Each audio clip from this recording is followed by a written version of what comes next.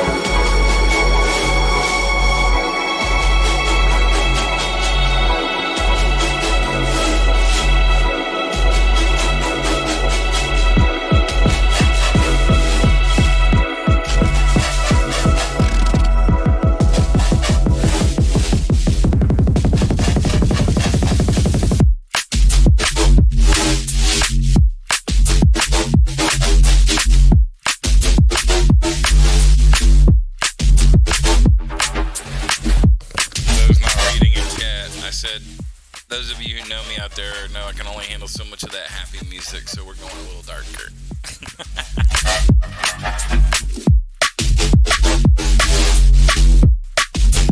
That relaxed serial killer that Tina always talks about.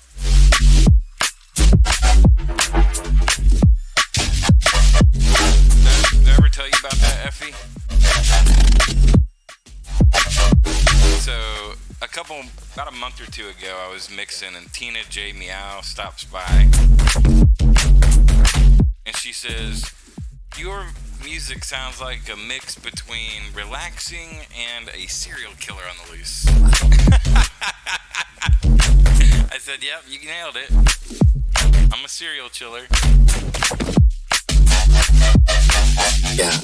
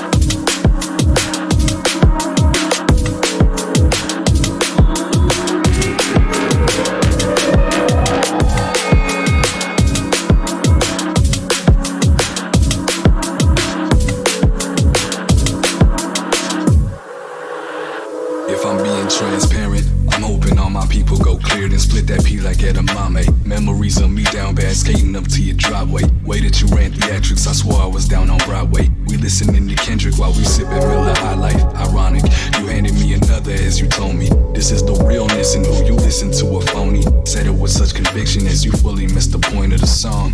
I went and built sorrows to dive in them the next day, cause what if all I love is a lie? And the sum of all this borrowed time is just wasted time. Instead of being on these bars, I should be on Abilify. Fast forward and I'm seeing now that I was hypnotized, influenced by people who didn't. I don't think I've ever heard of a guy named Mannion before. If you want to link up his SoundCloud, that would be totally fine to file. My hand, but I'm grinding with the way that I've been sticking to the plan. Hey, swinging in this lane like I was swerving in a cutlass. Never watching face, so I don't worry about who up next. Money looking handsome, mental law knocking. You could never pay my ransom, Lord. If you don't know, don't flex. Been locked in, now I'm out chasing big checks. What's next? Yup. If you don't know, don't flex. That's if you don't know. If you don't know, don't flex. Don't flex. If you don't know, don't flex. Don't flex. If you don't know, Yeah, thank you so much. I appreciate that. If you don't know, don't flex.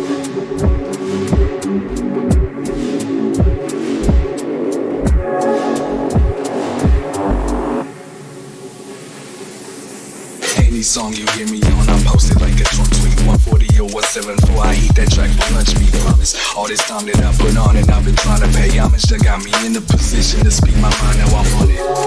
It's been a minute since I stepped in the room and felt like I ain't have the most potential. That's from the fuel of burning off you leeches. I see the clarity, my shine blinding, and that's the rarity. So I just chop your people down like gang. I'm making sure everybody know I rep my whole team. It's gang. One of us hot, then we all do, it's the same thing. Royalty Bennett 100, and boy, it don't change. It's still the, it's still the, it's still the, it's still the, it's still the, it's still.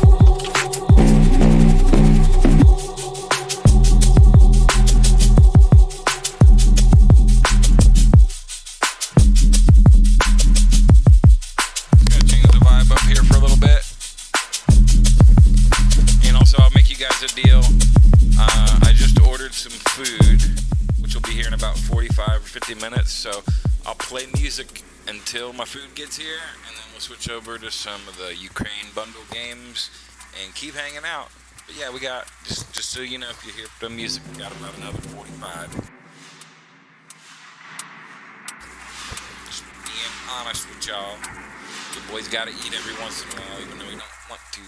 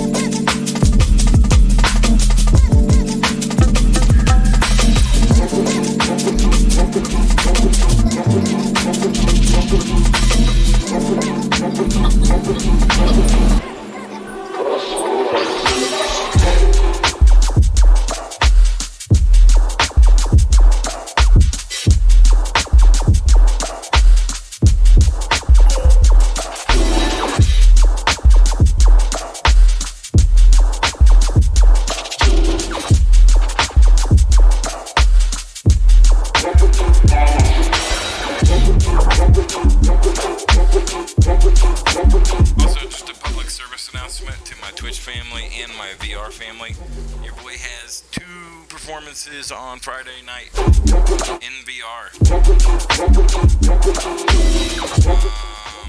I believe one of them is at 8 p.m. No, one's at 11 p.m. Eastern, and the other's at 1 a.m. Eastern. The 11 p.m. Eastern on Friday will be at Matoka Susuba's Full Moon Trance Party, and I'll be playing like some deep, weird techno stuff, yeah? And then 1 a.m. I believe will be drum and bass. And whatever else.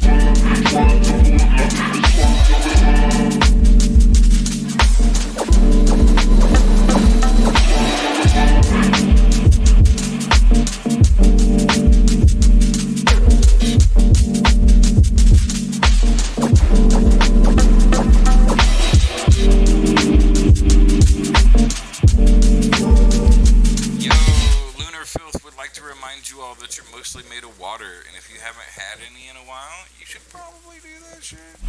It's really good for you. Thanks for that water check. Also, we're checking to see who's the dragon. If any of you guys can beat Skynet tonight. Me included. Me included.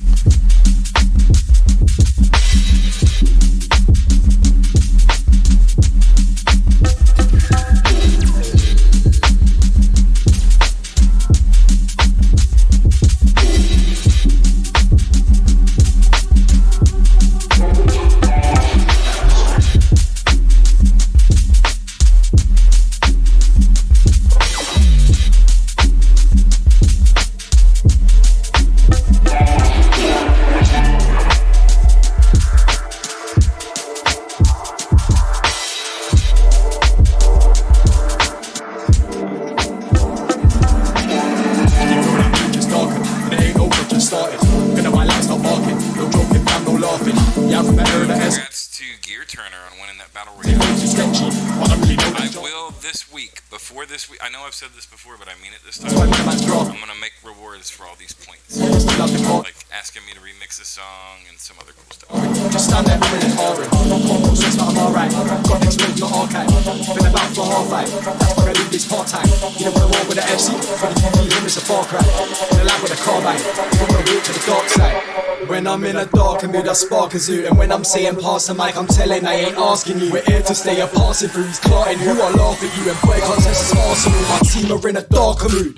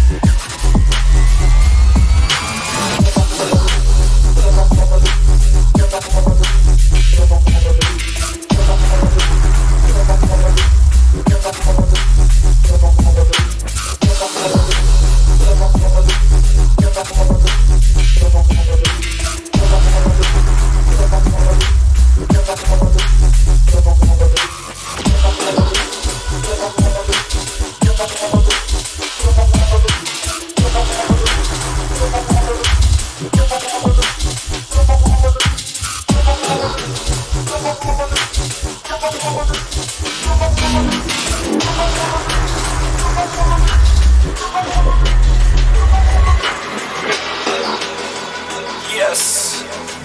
Strikes. Kelly D.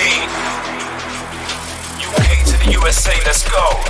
There's no escape, it's a breathing, reshaping minds of creation. Obtain the left, never failing, retain the violence of breaking. Not waving, buying, embracing, surviving, breaking, invading, translating skies in a spaceship, afraid of flying, engaging. I claim I came and spraying, maintaining stage when I'm seeing. I'm shedding, slanging and banging, invading, grading, awakening. I shape, I cater to flavor, I'm busting, buzzing, and fading. Your luck is dusting, so later I'll come and bust, it's my nature.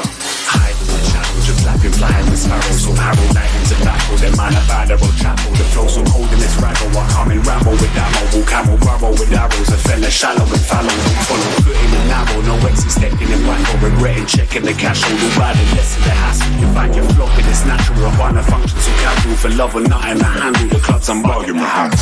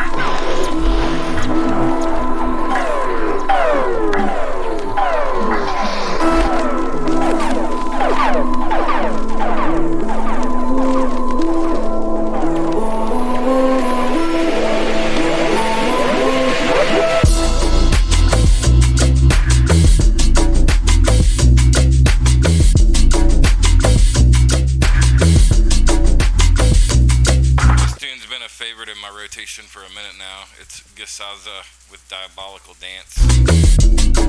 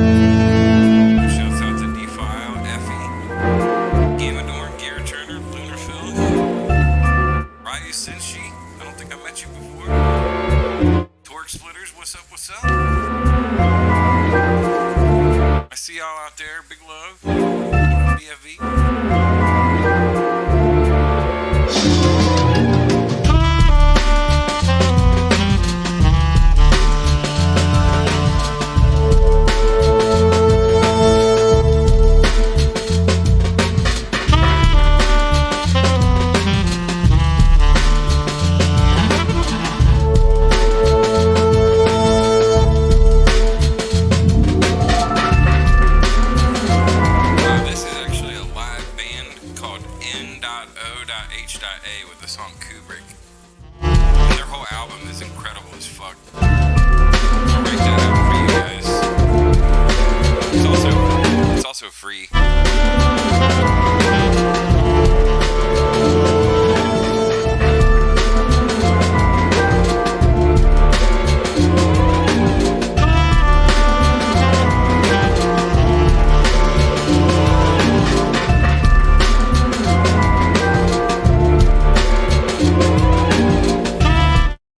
Share a few other songs with you guys before we go off to some other musical land.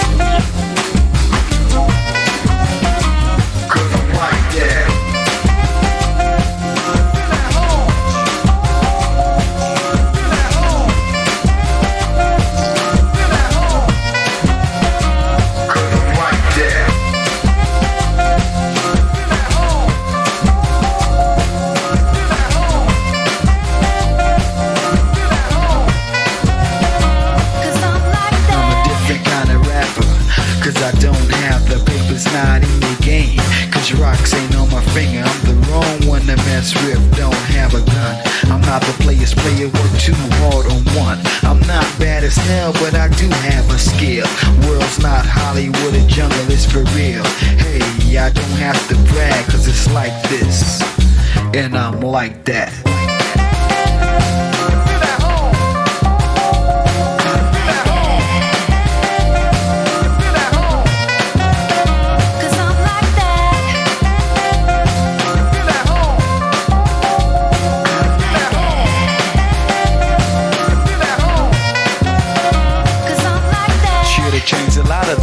But I didn't. Should've tried to learn to sing, but I didn't. Should've learned more in school, but I didn't. Cause now I'm rich and cool, but I didn't. Didn't do a lot of things, but who cares? Did it my way, and I'm here to blow like this, broke like this, trying to have a ball with this, cause I'm like that.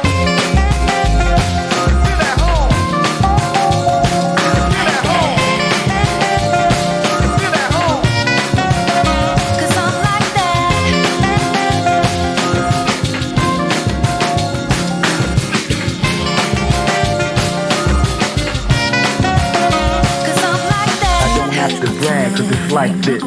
I don't have to brag cause it's like this. Brag cause it's like this.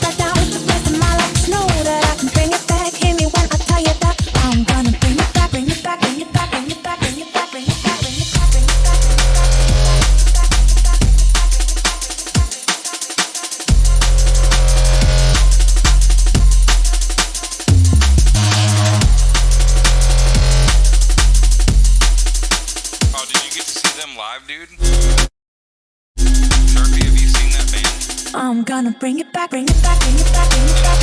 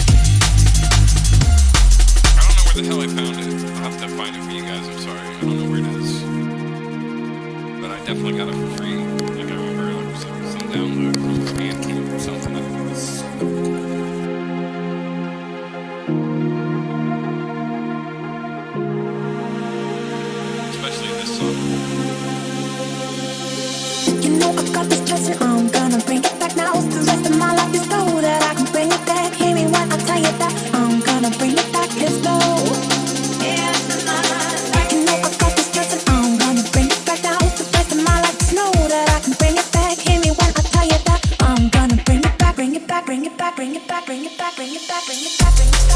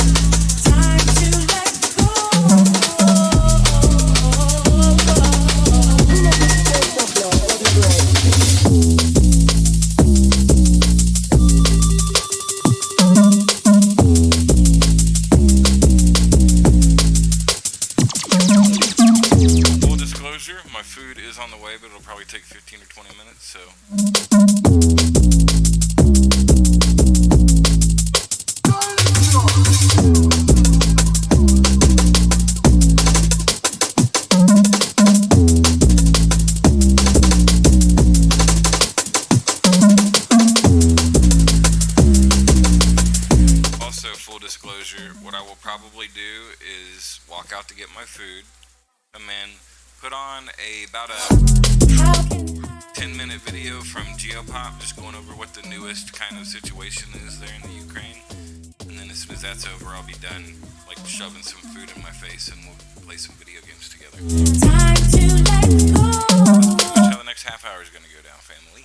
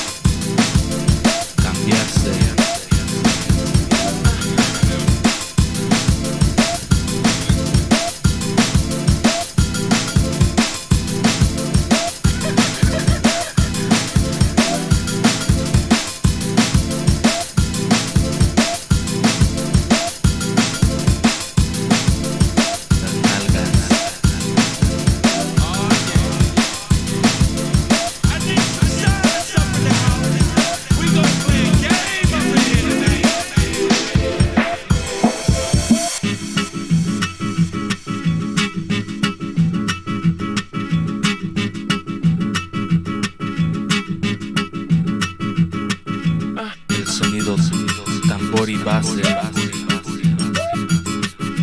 en la casa.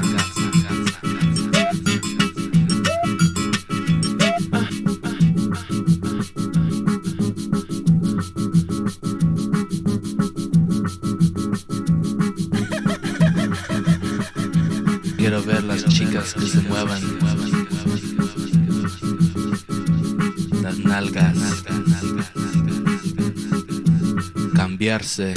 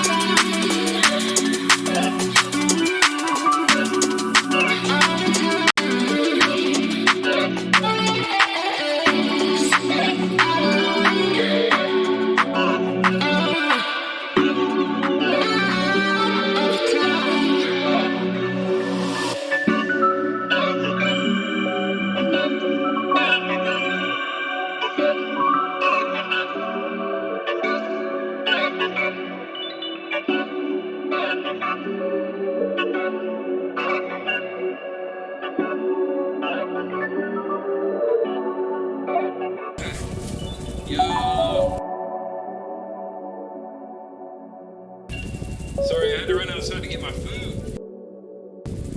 It happened right at the end of the song. Sorry, I had to go grab my food.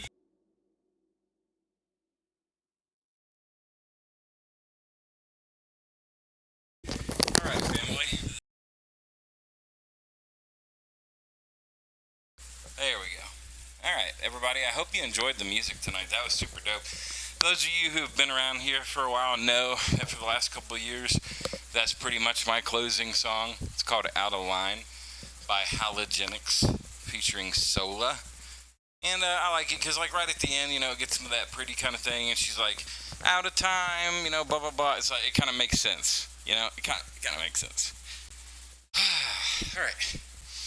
Let us return back to what we were going to do today, which is explore a little bit of the bundle for Ukraine. If you type in !bundle, you'll see that for $10 you can get like 600 games and then a bunch of other like assets and like stories and soundtracks and stuff. It's a fucking amazing deal, and it goes to two charities that directly help the people who are suffering over in Ukraine right now. It's really probably the best media / games deal that's ever fucking existed. And yeah, I highly recommend it. We're going to play a couple more of the titles from that tonight, just to give you guys an example of, you know, how cool they are and why it's worth that $10. They've already raised $5.5 million, and you can help add to that. These people need a lot of help, okay? It's fucking terrible over there. And yeah, I really highly suggest it. Just !bundle in the chat, and check that out. So I think what we'll do is we're going to return back to Kingdom 2 Crowns, and I want to see if I can actually manage to get that second island functional so that I can go back to my first one and enjoy my life with my fucking dope-ass village that I built. Maybe upgrade it to the Stone Age from the Wood Age. I don't know. It's a really fucking cool game. It's got like pixel, like custom 2D graphics, but the atmosphere and it's just really, it's a different kind of casual, fun, strategic game. And yeah, I think that's what we're going to get into. So thanks again for everybody who tuned in for the music. If you would like some more music, again, I'm on vacation this week, y'all. I've been working like for a year straight, over a year and probably 3 or 4 months straight without any time off other than maybe a couple of days from being sick. And so I protested and got me a week's vacation this week. That's why I've been streaming in the middle of the day, whatever, this, that.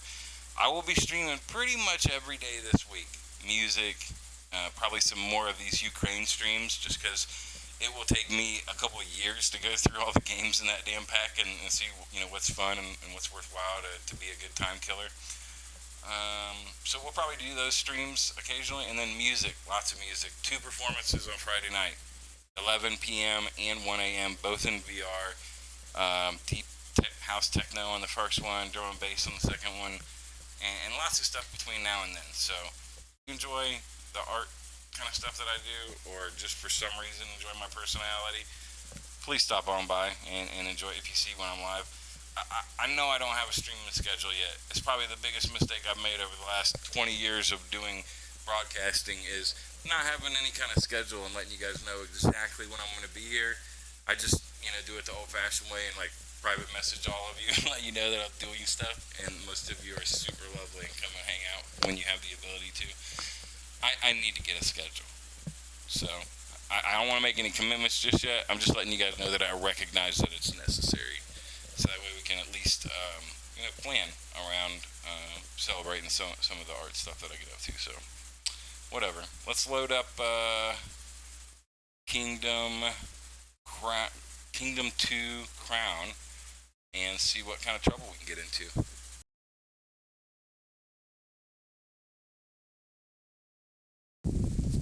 Oh, and right before we do that, just so that I have a moment to eat and don't have to like get my food hands on my keyboard and mouse, we're gonna watch one Geopop video. Peter Zeihan is a economist and like a really smart guy that runs a YouTube kind of content organization called Geopop, for I guess geopolitics, but it's called Geopop. Anyway, he does a lot of like very powerful presentations, and he also brings in people from all different spectrums of the world to like, wax philosophical and statistically on a lot of the stuff that's happening. So, in order to let me eat just a few bites of food and us all kind of get on the same wavelength for something related to the cause tonight, we're going to sit back and watch one Geopop video, probably be like 10 minutes, maybe 15 minutes long. I'll just pick a good one from the last week or so, and then we'll get into the Kingdom Crown 2. All right, thanks for your patience, everybody. Give me just a second to set that up.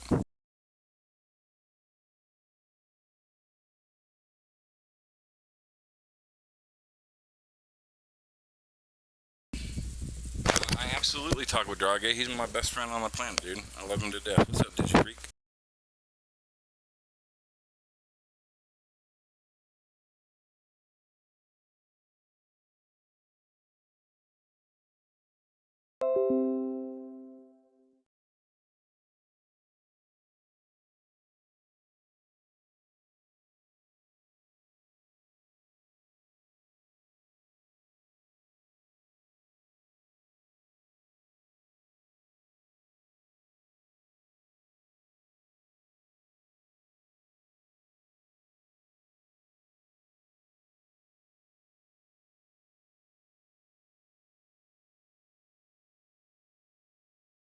Sound muted. I'm gonna mute myself in here, boys, for the moment, or mute you, because I'm gonna put this speaker onto the.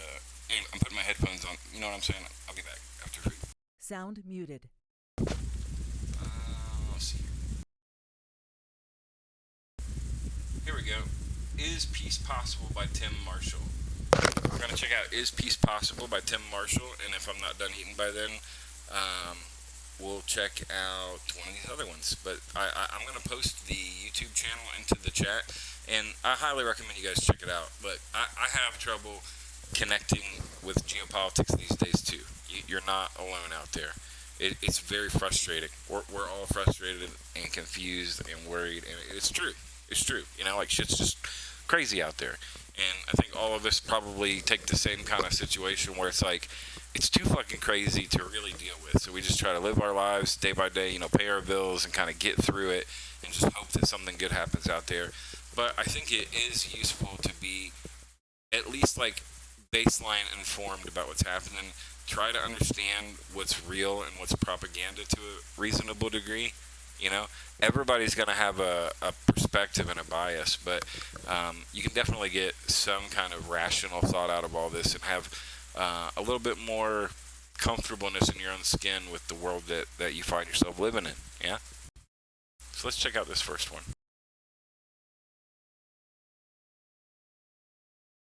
Right? It's integrated. Yeah, I feel you.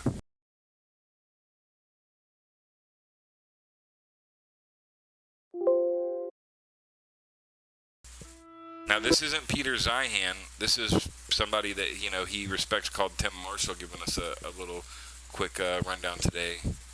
And this is an important question. I don't want to get super political, but I will for a moment. This is an important question. I've been discussing with some of my friends, like Alienware 421 and Effie and Sharpie and Ning Queen Becky, in the last couple of days, been talking about, it doesn't seem like there's a way for Putin to win. I mean, I don't mean like logistically, like he can actually like destroy enough of Ukraine to take it over and put in a puppet government. But that's not even a win. Like there's no W in this whole scenario. And it concerns me just because, he's proven himself to be, I used to think he was an intellectual, like pretty interesting dude. Like if you look at the way he was about 10, 15 years ago, he actually seemed to have a head on his shoulders, and I thought that might have a chance for Russia to have a good relation with the planet. But yeah, obviously he's, between Chechnya and Georgia and now with Ukraine, he's really shown how rational and fucked up he can be. And I really just don't like the fact that we're kind of backing somebody like that into a corner. That's all I have to say about that. It is disconcerting.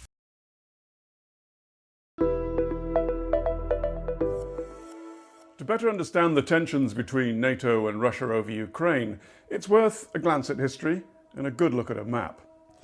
In the Cold War, Europe was split more or less in two. The NATO countries in the west, Warsaw Pact under Moscow's dominance in the east. But post-Cold War, country after country wanted to join NATO, and it's moved up to Russia's borders. To understand why Russia feels nervous about that, a topographical map is useful. There's a mountain range running across Europe, the Carpathian Mountains. Now, from the Baltic Sea here to where the Carpathians start there, this is flat ground. And through that flat ground have come Napoleon and the French, Hitler and the Germans, and many others who've invaded Russia from that direction. And that makes Russia very nervous. Therefore, it seeks to either plug that gap by occupying it, or if not, where the ground opens up into flat ground, it wants to, at the very least, dominate it. In 2014, its reaction was to occupy and then annex Crimea, part of Ukraine, and its warm water port of Sebastopol, which gives the Russian fleet access out of the Black Sea into the Mediterranean, and from there onto the great ocean lanes of the world. It also fomented civil war in the Donbass region in order to create a small mini buffer zone. To understand Russia's strategy towards Ukraine, it's not just about the military aspects and the political aspects. It's important to understand the place that Ukraine has in Russia's heart, or in its psychology. Russian culture began in Kiev, and it's where what eventually became Russia was founded. I mean, it moved eastwards across to Moscow, but they still know in their collective imagination that the root of their culture is in the heart of Ukraine. And Putin wrote an essay pretty much about this, in which he doesn't recognize these lines on the map, these borders, because as far as he's concerned, Ukraine is part of Mother Russia.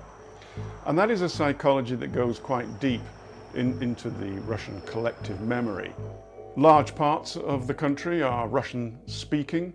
There's the Slavic connection, and there's also the fact that many people are Russian Orthodox in their religious belief. So while of course great power politics and Russia's position vis-a-vis Western Europe, NATO, the Americans and all the rest of it comes into this, this is from the heart, and it actually does play a role in Russian thinking. I'm not arguing that peace is about to break out on Monday or even a ceasefire, but over the past week, the outline has very, very faintly emerged. I mean, the Ukrainian maximalist and completely defensible and understandable demand is leave. Yeah, yes. On the other side, the maximalist demand is you must recognize Crimea as Russia. You must recognize that the two breakaway so-called republics are independent statelets, and you must agree you will never join NATO. So that's not acceptable to Zelensky, but a couple of things have happened. One, you've just said what Zelensky said. Putin's spokesman said during the week, I think it was Dmitry Peskov, that Putin is at some point prepared to meet Zelensky, whereas before he was calling him a neo-Nazi who had to be replaced. And then you had it went up to foreign minister level. Erdogan put the two foreign ministers together in Turkey. And then you've had Bennett of Israel actually going to Moscow. So take that maximalist demand of Putin's. I think the one thing that Zelensky can give is Crimea, because it's de facto Russia anyway, if not de jure. The republics, you can offer semi-autonomy. Not joining NATO is very difficult, but you can start putting in things like, we guarantee not to have any heavy weapons of X. So what I'm saying is there is a vague outline and a lot of diplomatic work. And those three leaders I've talked about do what in the British politics we call Sherpering, heavy lifting. And when you get closer to it, in leans Biden with a whisper that we would consider lifting X, Y, and Z sanctions, not necessarily all of them.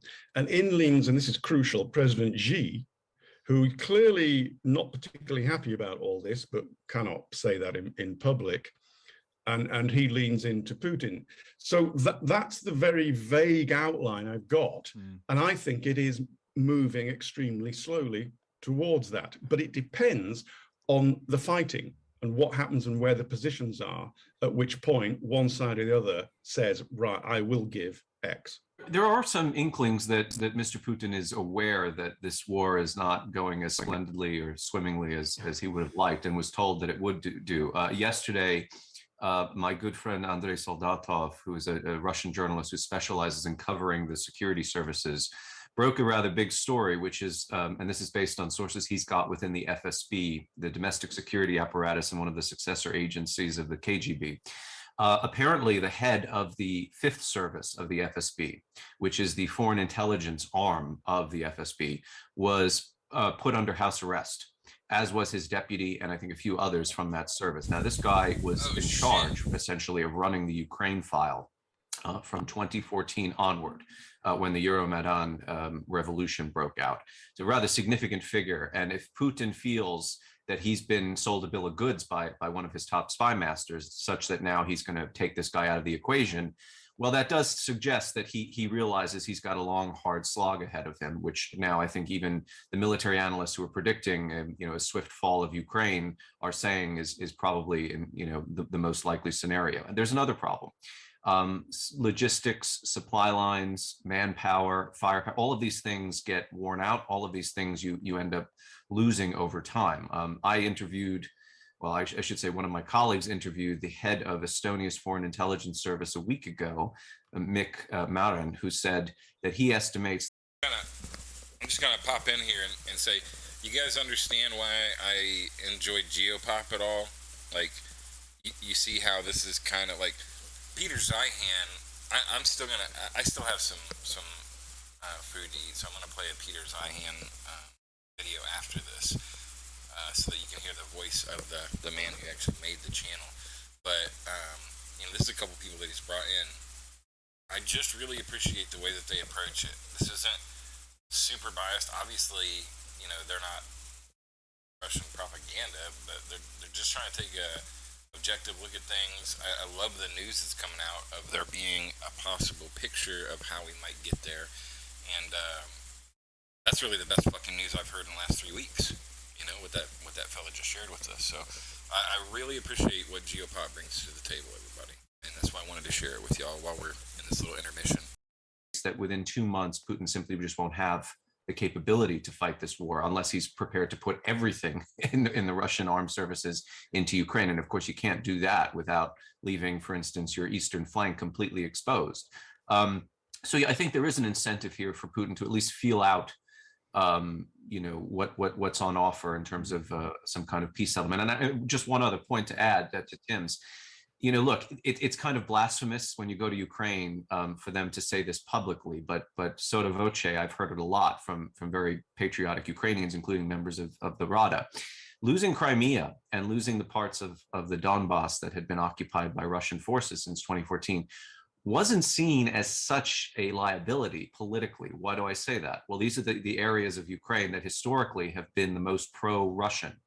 And so the Ukrainians feel that in a way Putin has done them a favor by penning up all of their fifth columnists, such that Ukraine could go on this political trajectory, this Europhile westernizing trend, which arguably is the reason Putin went to war in the first place, right? So if there is some kind of settlement where indefinitely Crimea and the LDNR in the east remain in Russian hands, well, yeah, Ukrainians are going to publicly object to this, but privately, this could end up facilitating what they want most, which is integration with the West.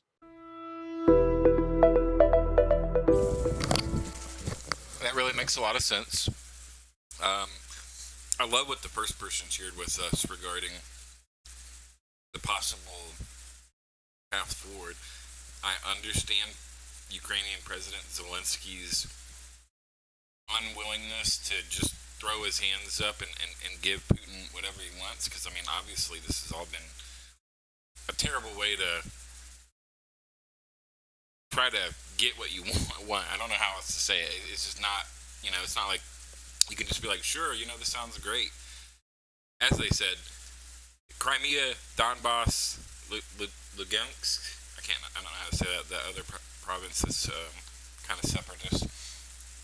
Maybe those folks can just align with Russia. I mean, there's so many relatives and family in this whole situation. I'm surprised this even happened to begin with. It's just so fucking crazy to like attack your family. Basically, is like what I see like what Putin did.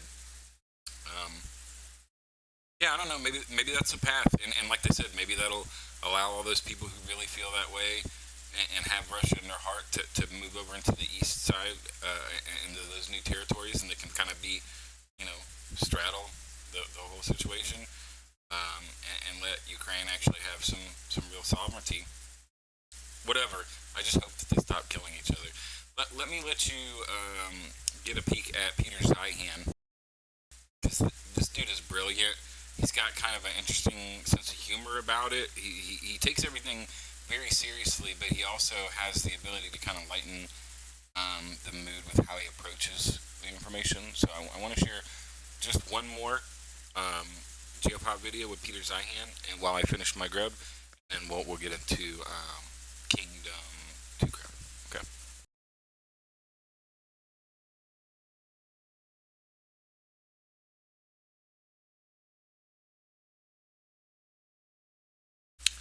Maybe this will be a good one. This is from 2018. What it does is it kind of lets you, like, this. All of this isn't a surprise to Peter. Okay, he's written a couple different books that were really pointing out that this was all going to happen. He's really kind of the guy who was telling us all about this and knew every fucking thing, and people weren't really paying attention to what he had to say. So now 2 days ago, he put out a small presentation, a piece of a presentation he did 4 years ago, and it's stupid fucking relevant because it goes over exactly what's happening.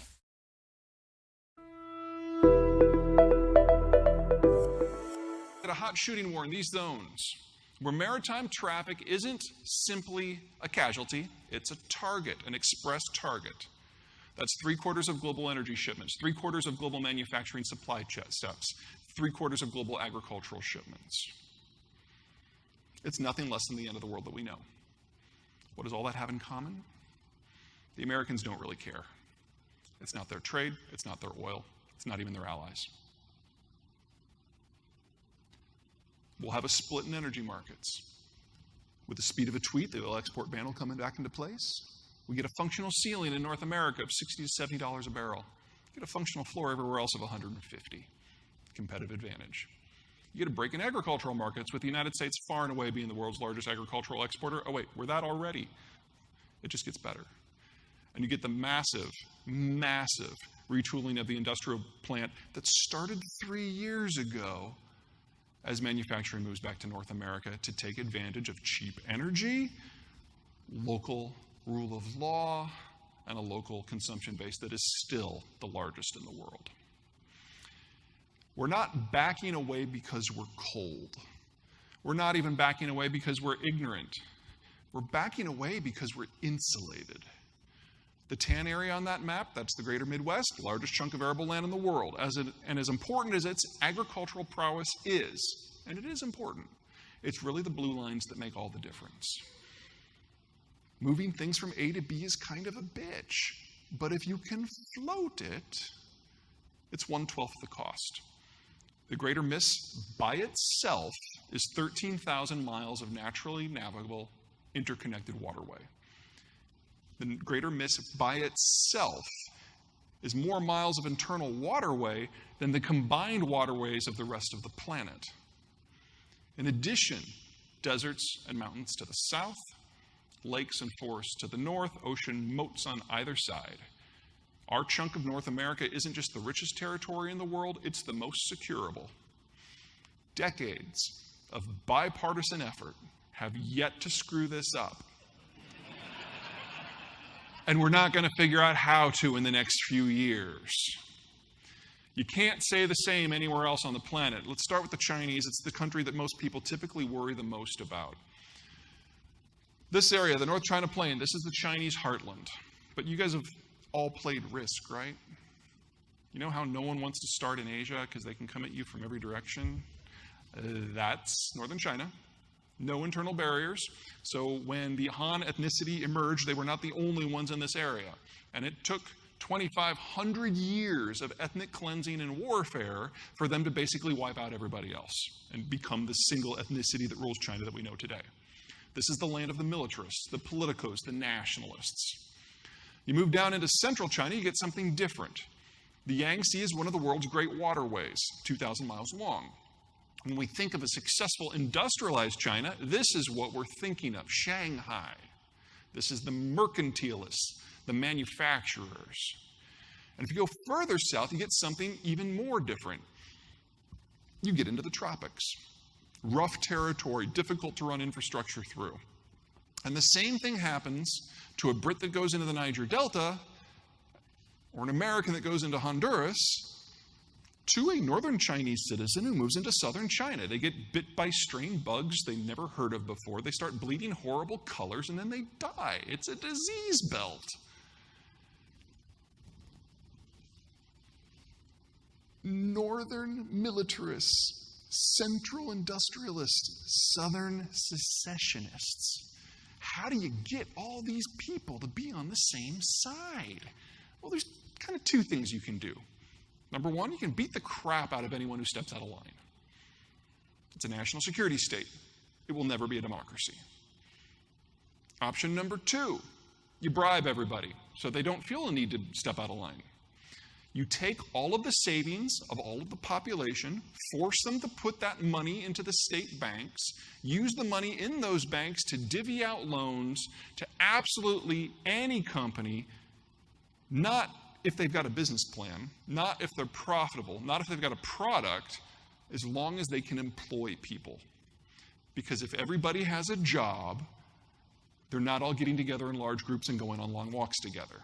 Because that's how the Politburo got their job. They don't like to see that. That generates its own problem. Now, right here in 2007, that was the year of American subprime, right? That was the most overcredited year in our history. In 2007, total in absolute value, Chinese lending surpassed total American lending. Their economy was less than 1/3 the size of ours in that year. It then tripled in the next 18 months because of the financial crisis. People stopped buying Chinese exports, but the Chinese couldn't actually stop production because that would mean laying off people. Looks like they kind of got it under control, but no, now we just have this thing called shadow financing, which is everything from illegal hedge funds to loan sharking. You guys all remember the Obama stimulus package? $800 billion, 3% of GDP over 2 years. There was a lot of concern among economists that the U.S. just couldn't metabolize that much money that quickly without a lot of fraud. Reasonable concern. This is an Obama stimulus package every 17 days now.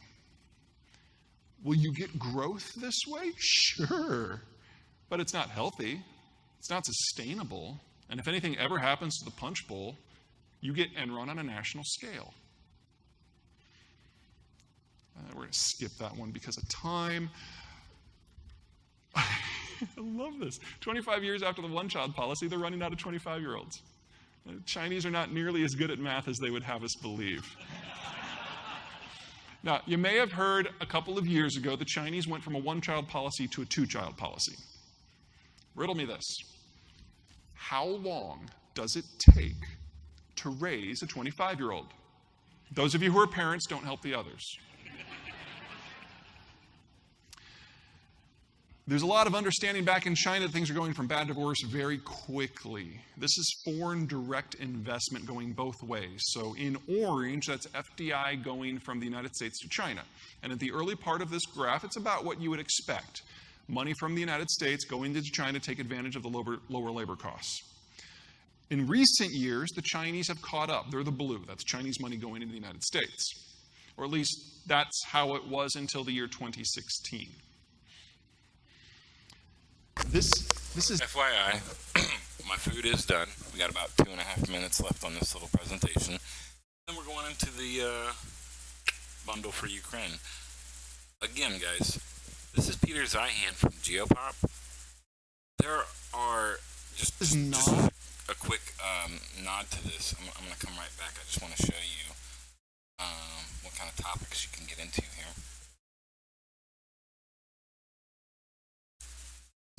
last couple of days, just so you can see, we've got, with the one we watched, Is Peace Possible? We have Russia's Last Gasp, Putin's Lost Gamble, The War of Disorder, Global Power Rivalry, Russia's Military Challenges, The Return of History, Putin's Problems, Putin has already lost, The Global Energy Crisis, The Rise and Fall of Europe, The End of Russia, U.S. bans Russian oil, Australia's response to the Ukraine, The Edge of Disorder, War in Ukraine, What's Next, Russia's shambolic military, Europe's energy crisis, Why Russia is Weak, Odessa and Beyond, and so on. So, even going right back to the beginning of the conflict, we start to go into why geography matters, what's next for Ukraine, war's miscalculation, energy disruptions, the geopolitical crisis. So, what I'm trying to explain to you is, outside of all that dumb shit, like if you're like me, you go on to Google News or YouTube or Reddit or whatever, and you're grasping at straws, you're grasping at anything you can, trying to get some useful information about what's happening out there, yeah? Well, some of the only, not the only, because Twitter, and because of the way that everything's playing out, live for us, with war in 2022 being a fucking social media experience, right? As weird as that is,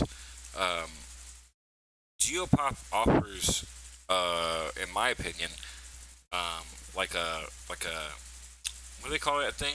Like the donut that you throw out with the ship, or just a life vest. It's a lifesaver in this situation when you're trying to screw your head on and figure out what's actually happening in this world around us.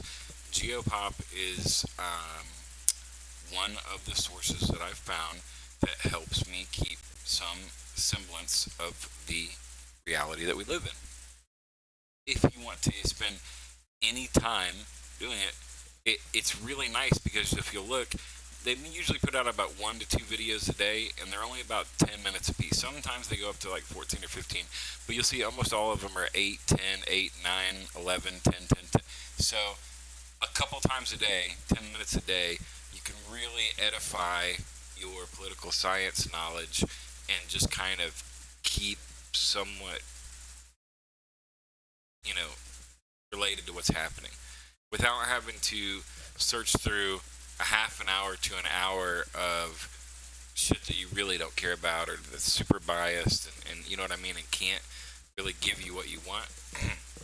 This is the spot. So I'm gonna post I posted that video that we were watching earlier, but I'm gonna go ahead and give you guys the actual channel with the videos link, like the one that we're looking at right now. It's in chat right now for anybody who's just lurking along and listening. Yeah. I don't work for them. They don't pay me to do this. I'm just one of their constituents, one of their customers, I guess. And I like what they're selling. I like the information that they provide us. And yeah, let's finish up this War of Disorder couple minutes that we got, and we're hopping right into some of the bundle for Ukraine. The culmination of a decades-old master plan by the Chinese to dominate the United States and force us to all learn Mandarin. Yeah. This is Chinese business people getting their money, the covfefe, out of town while they still can. And a lot of what we've seen politically and economically in the last year in China is about cracking down on this sort of activity. And I got loads of anecdotes later if you guys want to hear them about how Chinese get their money out. Rutabagas are my favorite.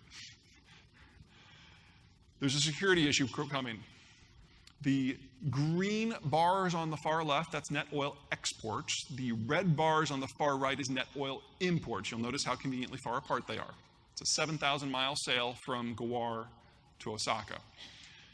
This line is how most of that oil is currently shipped from the Persian Gulf to East Asia. Now, the Japanese and the Chinese both have multiple weapon systems that are eminently capable of interrupting that line at a number of points. But if shipments start to use this route, the Japanese Navy can operate beyond the island chain and operate globally if they need to. They can still protect their shipments. The Chinese can't do that.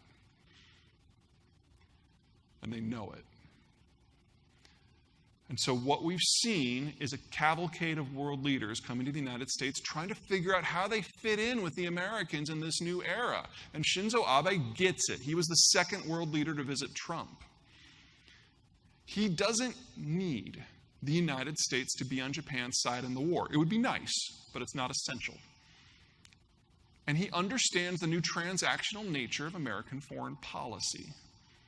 And so in order to solidify the relationship, he brought with him a $500 billion bribe. Investment from the Japanese central government into American infrastructure and industrial plant. $500 billion. Is it enough? Don't know. Good start. Definitely understands how it works. Back in China, their way around this, or way to try to cope with this, is to establish a cult of personality. Make sure that enough major leaders whose names people recognize are executed live on television so that your average citizen looks up and says, you know what? It doesn't matter if I've got a job. It doesn't matter if I can feed my family. President Xi is my leader. I am Han Chinese, and that is enough.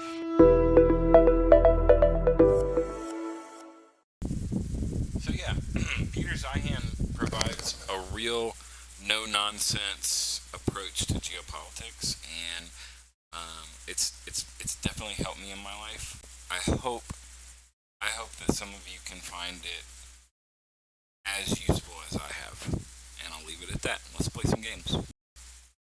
Can't believe all you guys are still here. Thank you for entertaining my interest in some geopolitics.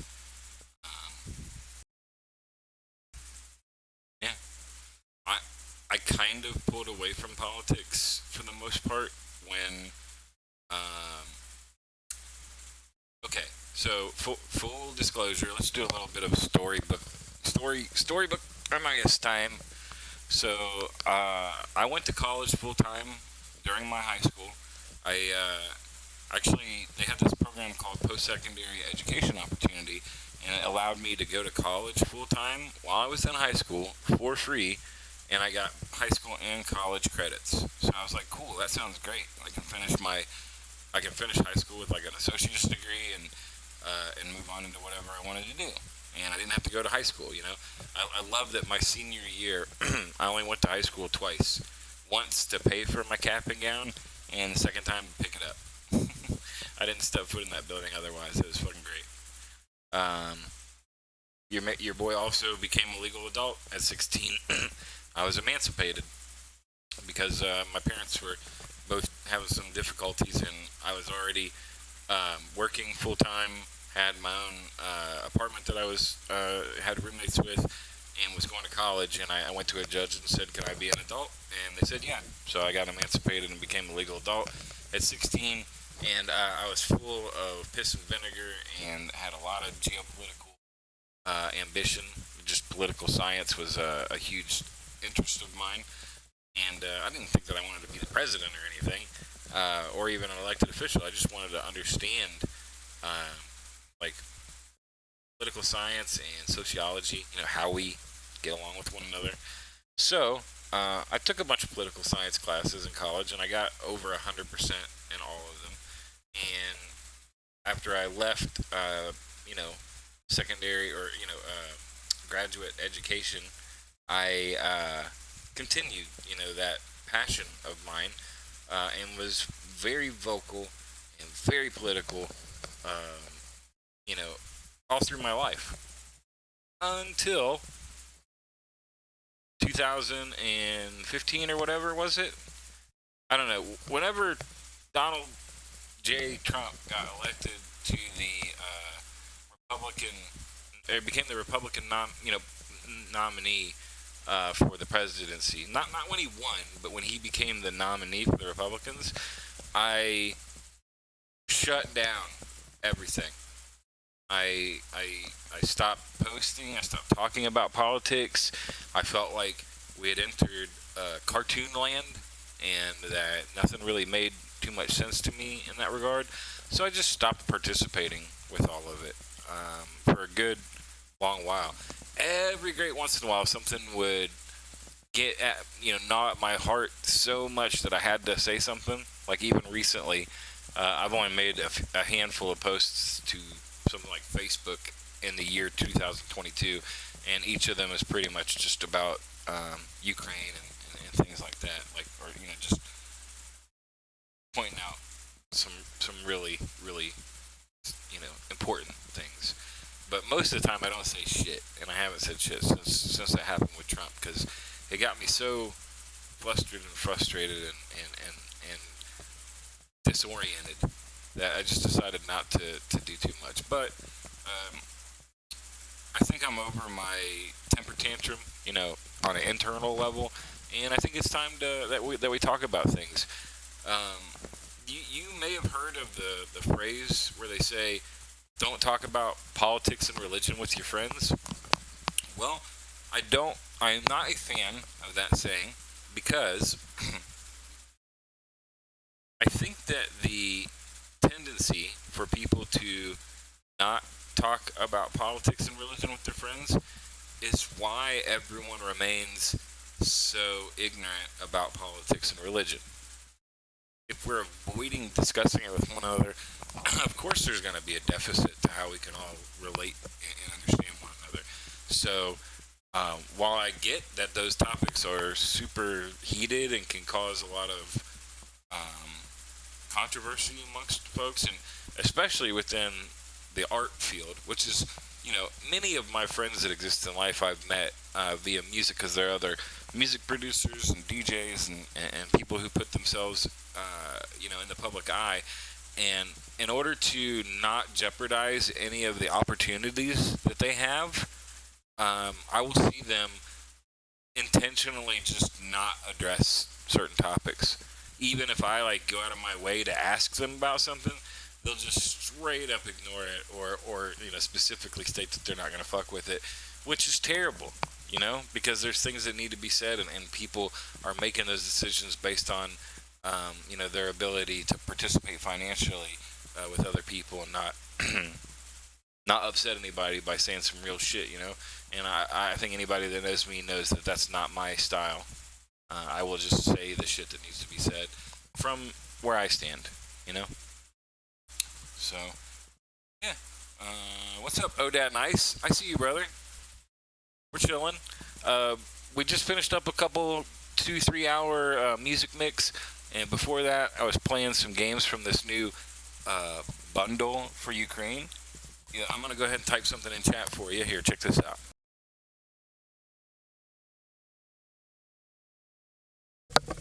Fuck, I misspelled it. Hold on.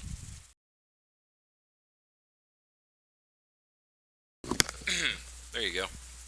So you'll see, if you go to that link there on itch.io, which is a really dope-ass platform for lots of developers, if you pay $10, you get 600-ish games and lots of other media components like books and maybe some sprite tile sets and different things like that. By the way, I'm going to be looking through the sprite tile sets and animations for more avatars to add to our stream avatars, so you guys can have more characters to pick from and whatnot. But yeah, we're going to go back into playing some of the Bundle for Ukraine games, just so I can show you guys how cool they are, because I would love to see more of you go out and get it, so that we can help them hit that $6 million mark.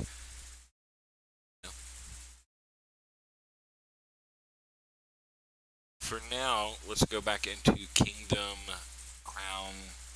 2 Crown, because that's the one I've been having the most fun with so far. Sound resumed. And Toker and Sharpie, do you guys have any problem at this point having your voices be on Twitch with me? Can we hang out a little bit? I'm more or less just working on my normal server here and trying not to set my shit on fire. No, I'm not. Alright.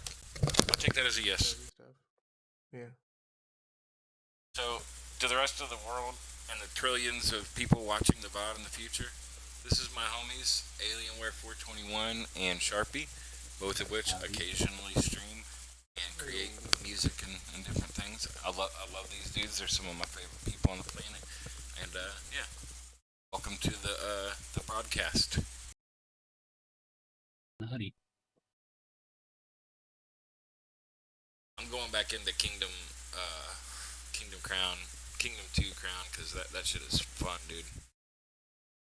Hell yeah. Dare you to drink it. Oh, you're putting clean stuff in there. I'm sorry, I'm saying it wrong. It's Kingdom 2 Crowns. I don't know why I have trouble saying it. It's like it keeps fucking up in my head like I'm dyslexic or something.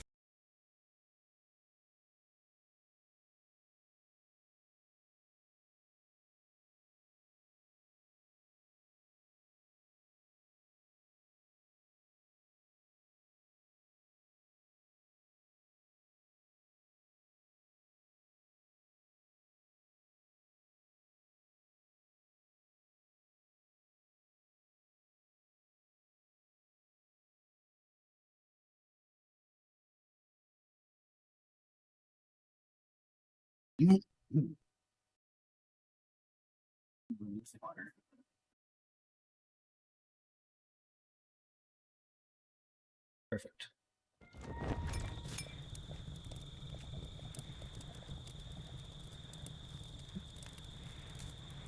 Alright, as I was mentioning to you guys about this game earlier, it's got a dope art style, and just like an atmosphere, and yeah, I think the atmosphere is the right word. The atmosphere of this game is just, it's good. It's real good. It feels medievally, and it's nice. Also, the UI is real strange, right? The basis of this one is, you're this king on this horse, and you've got to go around. Oh man, it's time to pass when we're talking about it. You initially like explore around. You find like a trunk with some gold in it, and you use that gold to hire a few peasants, build a few bows, and you build your little base, build some bows, and then they're gonna go out hunting rabbits and getting some more gold from that. You get some builders that'll chop down trees and help you build your defenses and whatnot. And that's being stubborn. Make some farm. Here, let me mute myself over here. Keeps kicking me every time I connect. You make some farmers. You make some builders. You get some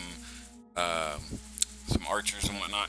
And everybody that kind of participates in your town does a little something that helps give you some resources back. Then you reinvest those resources into building up your defenses a little better, upgrading the various facilities and whatnot. And then eventually you can build a boat, and then you can travel on that boat to another island, I guess. Now listen, this is about the extent of what I know. I used to play the first one that came out called Kingdom, and it was just like one little village, and you just kind of went until either you got wrecked or, you survived long enough to win that little village. And I think I did beat Kingdom once. This is Kingdom 2 Crowns, and it has multiple islands. There's like portals and apparently like all this weird shit that you can upgrade. I had no idea. And part of the experience of this game is there's not a tutorial, there's no help, and it's really like you just discover like the way that the game wants to unfold for you. And it's somewhat roguelike in that since there is no hand holding, you're gonna fuck up, you're gonna get killed occasionally, like shit's gonna go haywire, and you're gonna learn from that and then try to keep going. I think as long as you as long as the situation is set up in such a way where you're able to have an air, then when you die, like you can keep your village going. But sometimes like things happen where you don't have an air, I guess, and then the game's over and you have to start completely over. Where we're at now is I built my first village up earlier today, over about an hour and a half or whatever, and got it kind of functioning pretty good. And then I built this boat, but I didn't know that when I put my last little bit of money into the boat, it just plopped my ass right onto the boat. I had already seen in the tips and tricks video earlier that you're able to like put lots of like builders and archers and stuff into that boat and take them with you. Yeah, I didn't get a chance to do that. I thought, oh, that's great, right?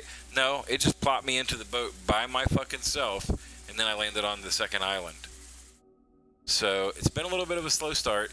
It doesn't have your boat still sitting there, so you can just ride your ass back to everything that you just built. So we're currently in like a little bit of a rebuilding phase where I've got to get this second island off the ground and get another boat built so I can go the fuck back. And that's kind of where we're at right now, I think. Yeah, just to catch you guys up. Microphone activated.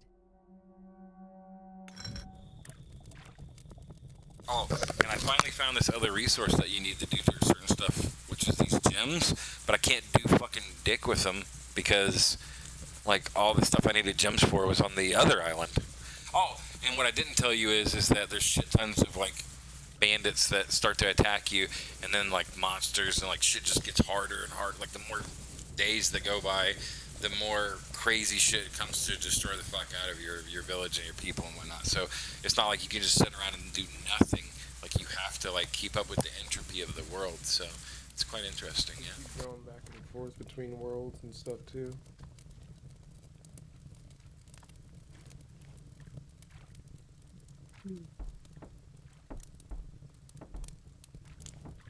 I would love to do some podcast kind of oriented content and to address that, Ion. And I've got a buddy who builds worlds in VR, and I've been thinking about having him build an Earthside Massive world. So those of you who know me for a long time know that my community that's built up around my artistry has always been called Earthside Massive. And not the east side, not the west side, it's the Earth side Massive, the only side that we have. And the whole concept is that music brings people together, right? Well, I'd like to build an Earthside Massive world in VR for a couple of different reasons. Part of it is just to, like, work with some developers to create some particularly cool scripted stuff inside of it. Part of it is to have, like, a performance area that's branded to our stuff. I also want to have, like, a studio that's got green screen options and like seating for guests and whatnot, so I can have other musicians and other creators and whatnot come, and other just intellectual people that want to talk about music and politics and things like that. I don't want to be the fucking next Joe Rogan, but I would like to bring my friends into some good conversation if it's reasonable and possible and people want that kind of stuff. Then I'll be more than happy to participate, because if I'm not on Twitch, then I'm usually just sitting, like, in TeamSpeak with Alienware, Sharpie, and friends talking about that same shit anyway. So it doesn't bother me whatsoever to make that public, because I don't really hold a lot of views that I wouldn't want anybody else to have. I'm pretty straightforward, and I feel like I'm not super out of line most of the time. I don't know, what do you guys think? Yeah, I think you're pretty kosher. Oh. Yeah, that's questionable, I know, yeah. Open approach to things. So maybe I'll put some concerted effort into doing a little bit more talky.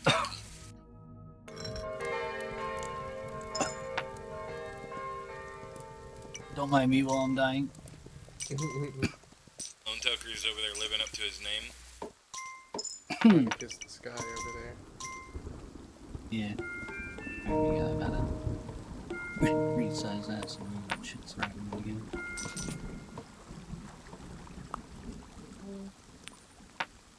Hire this peasant, get over there and do some work. Jim, do this.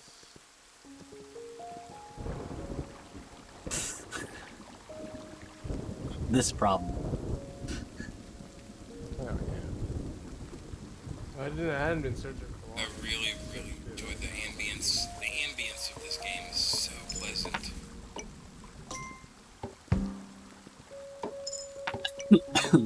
So yeah, this is the issue. You were kicked off the game. Steam authentication failed. Like, why? I'm logged in on the server. I'm logged in Steam.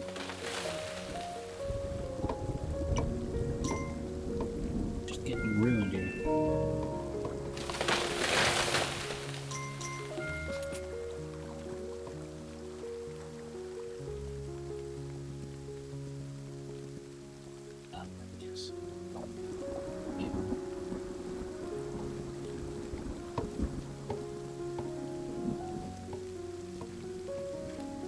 Alright. That didn't work. 4. Windows. This shit. Down here.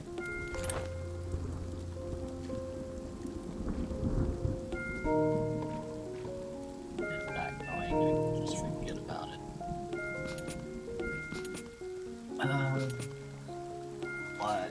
Why won't it let me connect?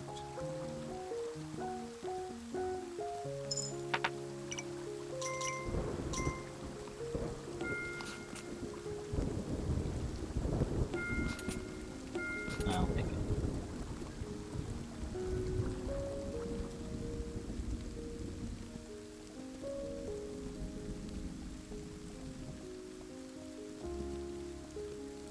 Yeah, they need to get out here and start killing these rabbits.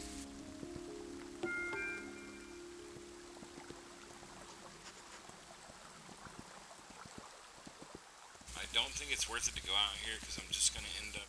Alright. I mean, there might be a chest out here. Probably just gonna get attacked by bandits and get down, stolen, and die. Yep, there they are. Fuck. Fuck, fuck, fuck. Okay, so it is. This game is called Kingdom 2 Crown. Kingdom 2 Crowns. It's part of the bundle. Like if you look at if you get the bundle and then you just type in the word Kingdom under the search on the top, you'll find.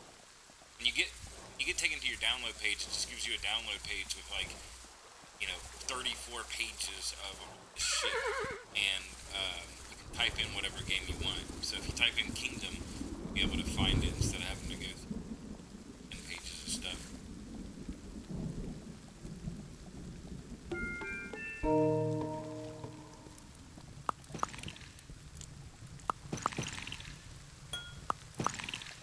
Yeah, see my archers are fucking these dudes up. Oh, fuck, fuck, fuck. Fuck.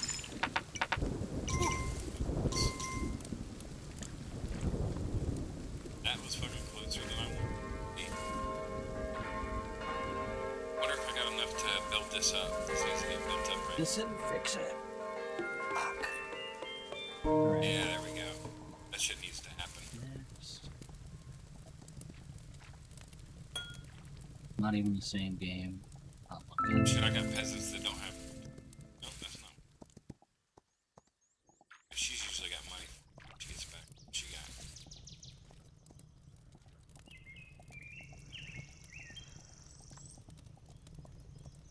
She normally has money for me when she gets back.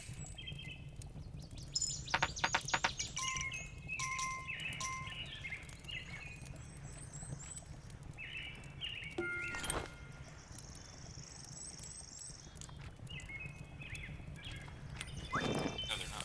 Okay.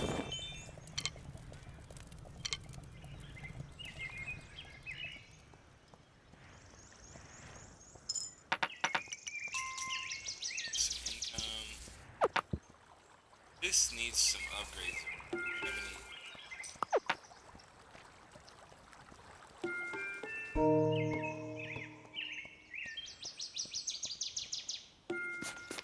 it's up a little bit.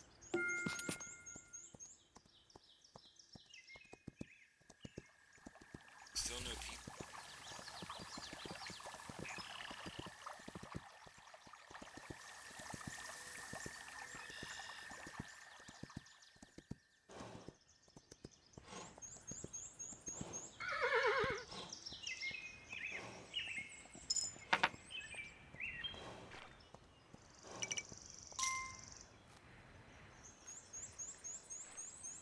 This is usually.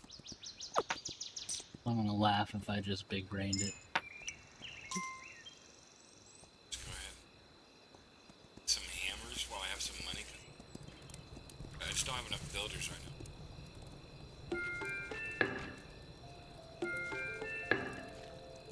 Try to hire a couple people. Get this building fucking done. Just not getting done. I don't know if the I think that when those guys came to kill me, they killed my builders. That's why nothing's getting built, because I have no builders right now. It's just not gonna work. Oh my god. That's bad guys. They're gonna.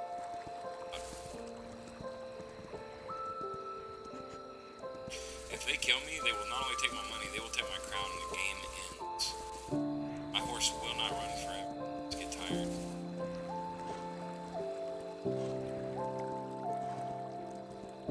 See, these fucking defenses aren't built up, and I don't even have any creatures up here.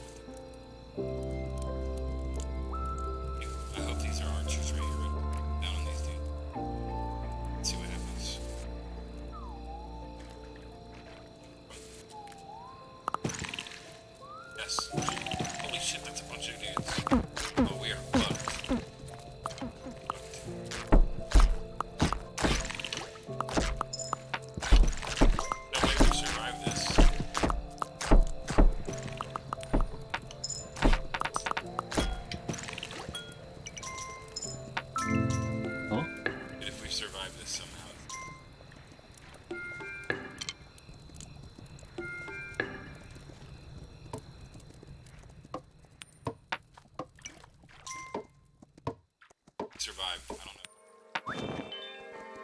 Well, anything to do now. What are you gonna do now? Load this up and hope I can connect.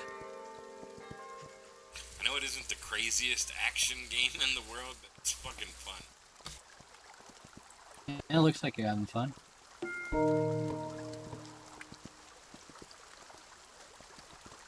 need these hunters to make me some goddamn money, though.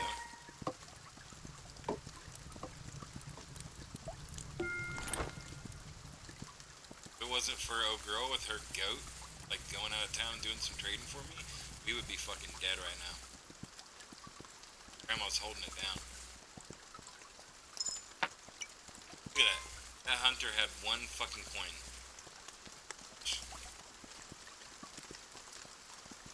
This one doesn't even have any. How am I supposed to run a kingdom with this kind of slack ass shit?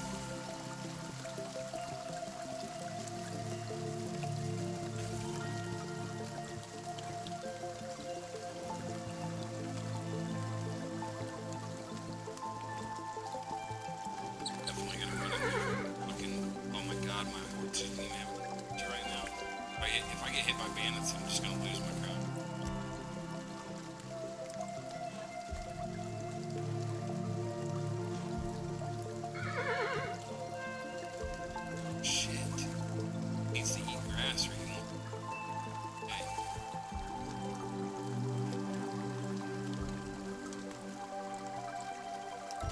Hoping is that there's a couple of dudes I can hire and not some bandits.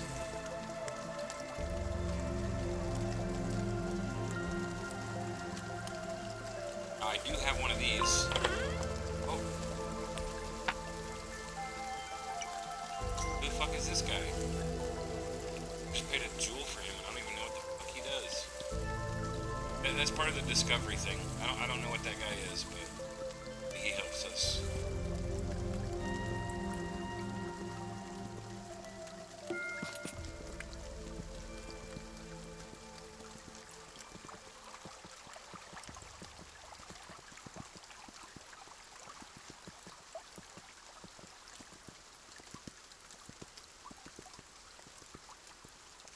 My grandma's coming back with some money, thank God. Something around here.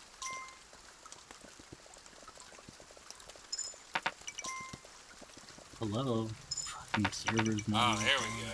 That's fucking G's. Hopefully these hunters on the left side of town have some money too. Matter of fact, I think while we got this money, let's go ahead and upgrade our... Yeah, there we go. Next level town. What's up? We also are pretty much out of money, so I gotta hope that these hunters on... What the fuck just happened?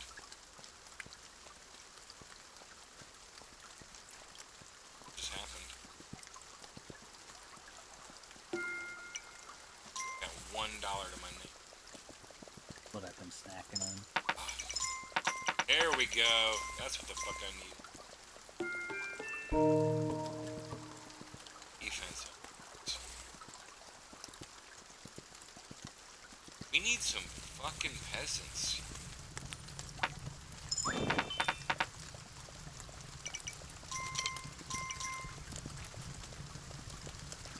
Money?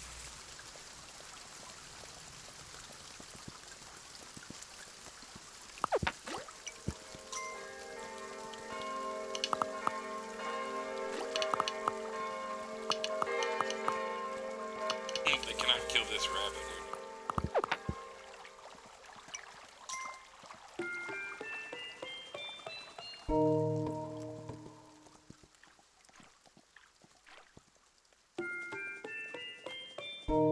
12 defense going on. Yep. My server's worked. What game are you trying to play? What's that? Server game are you trying to play? Oh, I'm trying to set up an Arma 3 server and it's just... Oh, okay. I have DayZ, like standalone, but I don't own 3. It's pretty much the same thing, just different set of rules.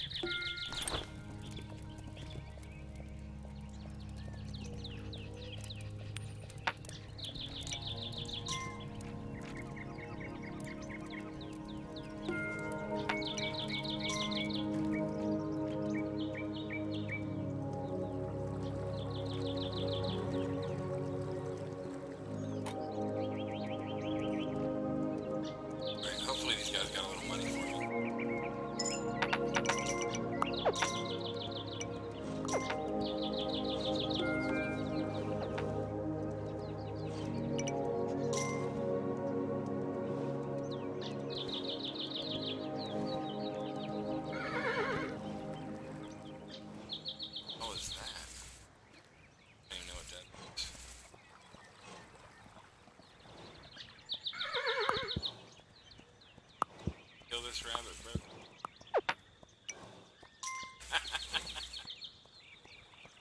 What do you guys think of this game? Interesting. It's got a different kind of UI and pace than any other game I've ever played. And I love the whole, like, not explaining how to do everything thing. Because it gives you this, like, sense of exploration and just discovery, you know? Yep. Any farmers right now? Like one. I don't even have peasants to make a farmer. It's a good thought.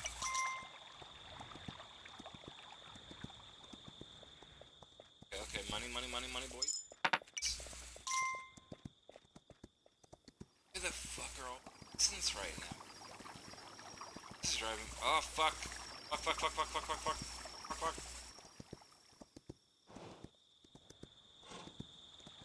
Archers. Let him get grandma, come on, don't let him get grandma, fuck. I'll get in here.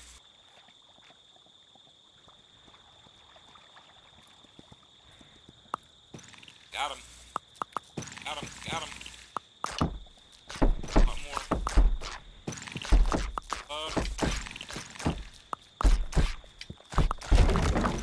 Kill that last guy. Fuck.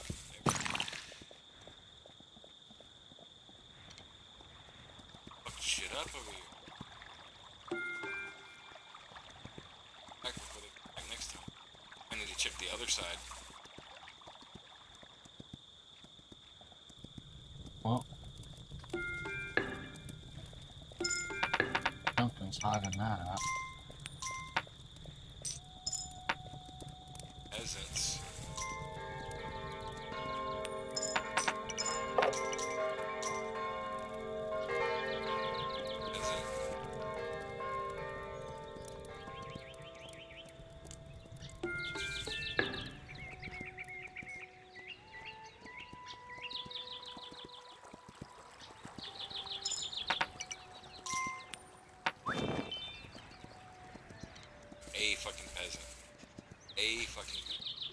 I'm not complaining, but it's a fucking peasant.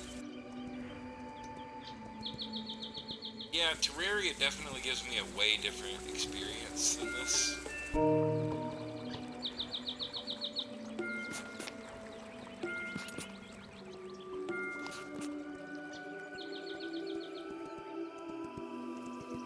Please let me find a peasant over here.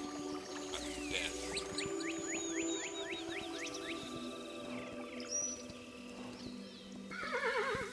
Fuck. Tired. Ain't being this far out. Just tired.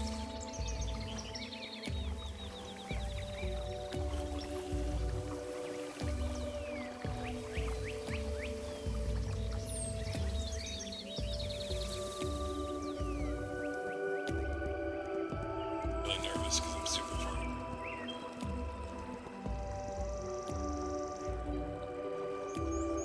And when you're back at your area, like where you've cleared the meadows out, the horse can eat, so that way he has energy or whatever.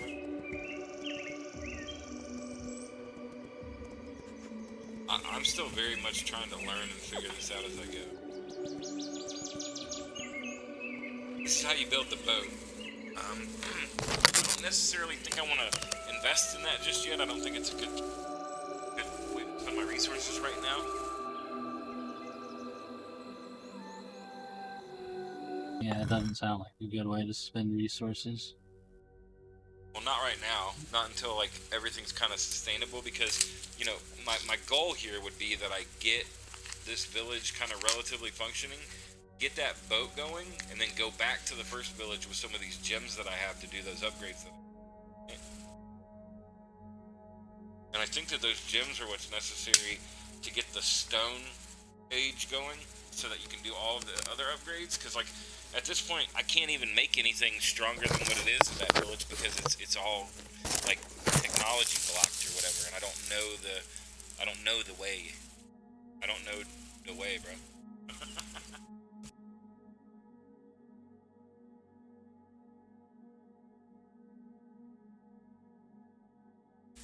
Yeah, like, that's what I was trying to tell you earlier, Defile, is that sorry, I'm just trying to get into a more comfortable position. The atmosphere in this game is fucking delicious.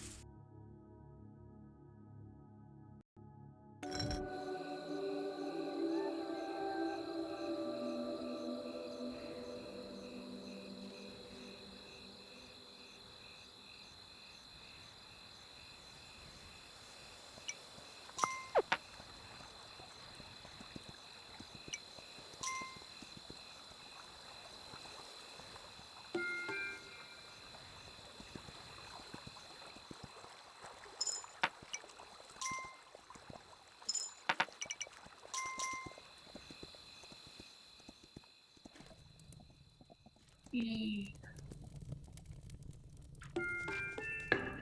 Nothing like fighting with a game server.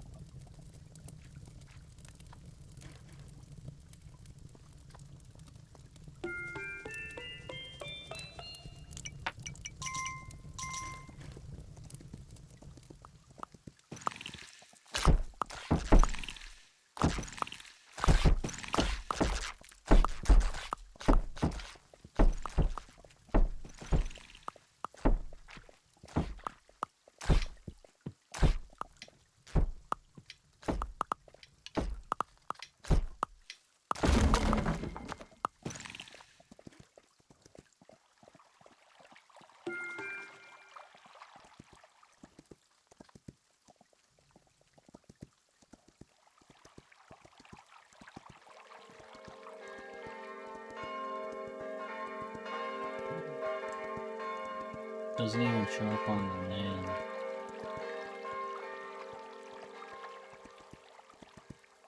Something's broken.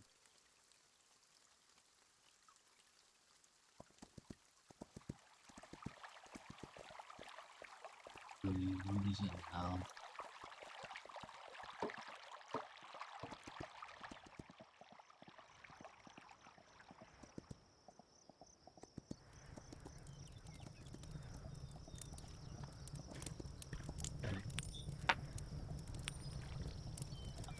Improving.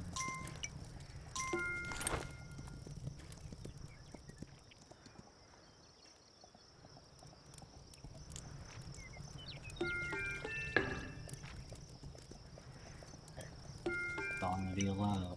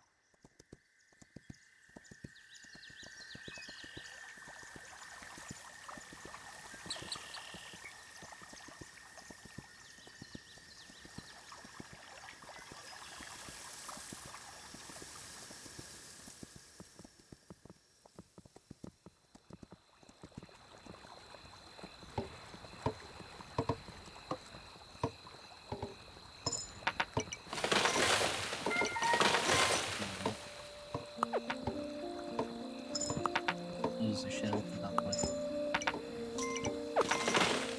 Cutting down some trees.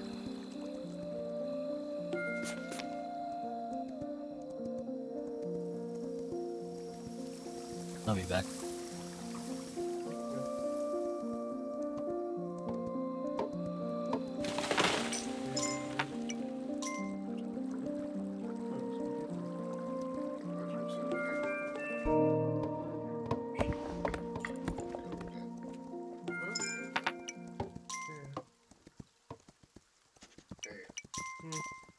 mom brought an interesting fact to me. What's that? Well, not an interesting fact, just like.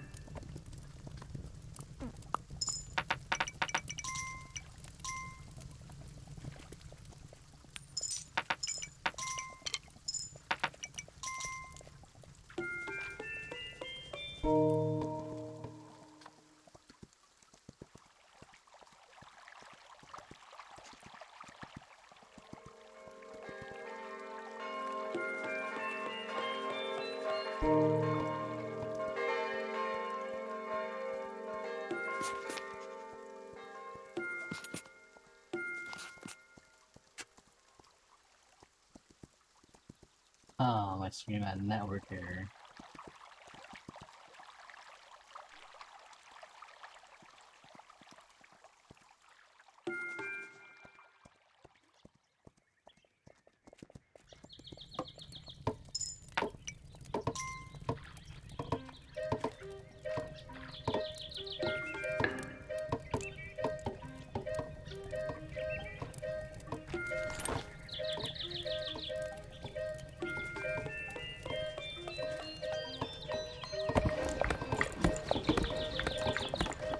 Did I lose audio?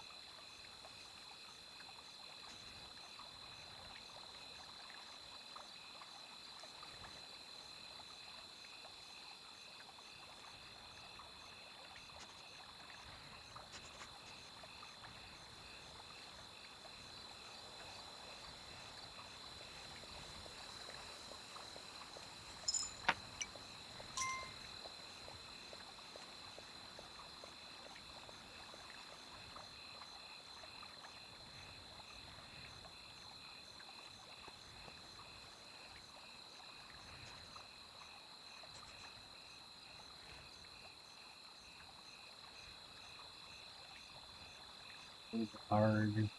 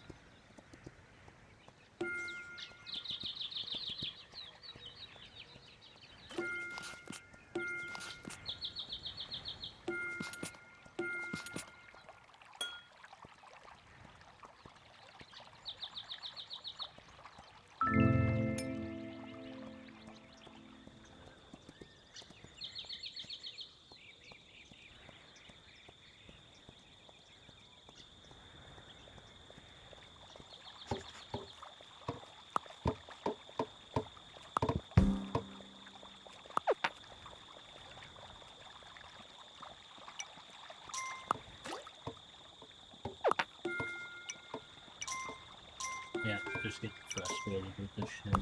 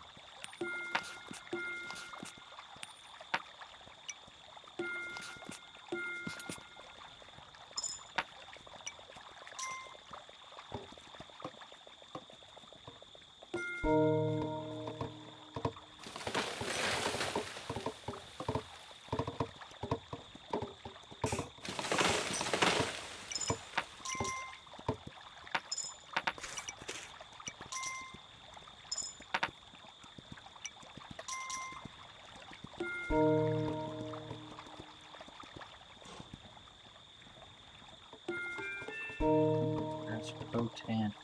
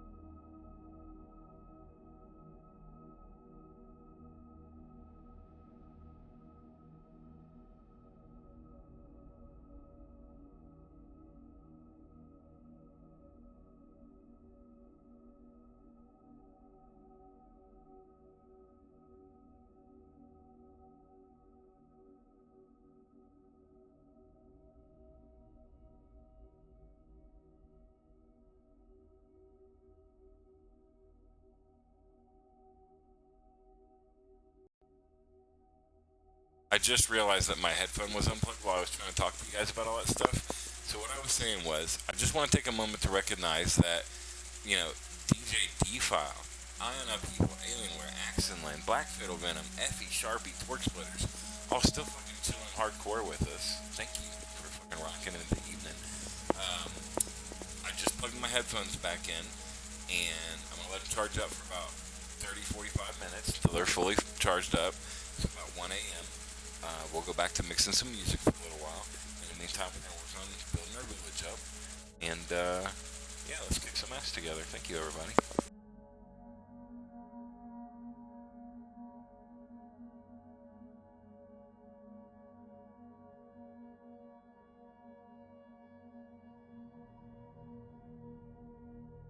What's up?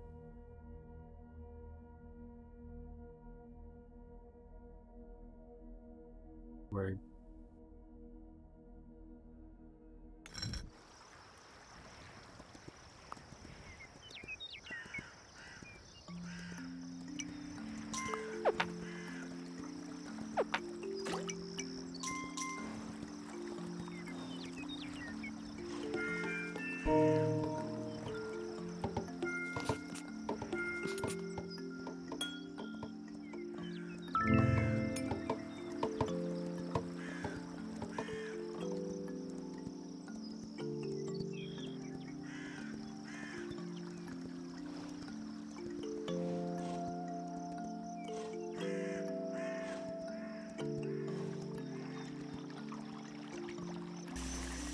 I hope there's some income on the west side of town, bro, because I'm fucking dead broke.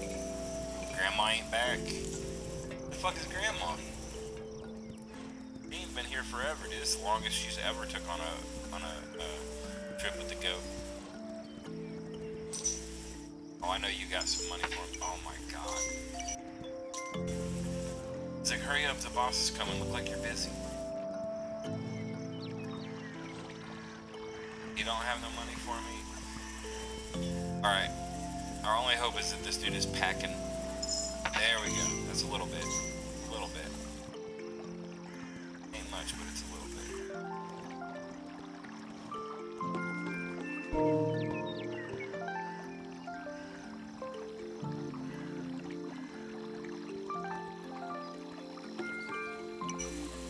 $2. Got $2 and a dream. $2 and a dream.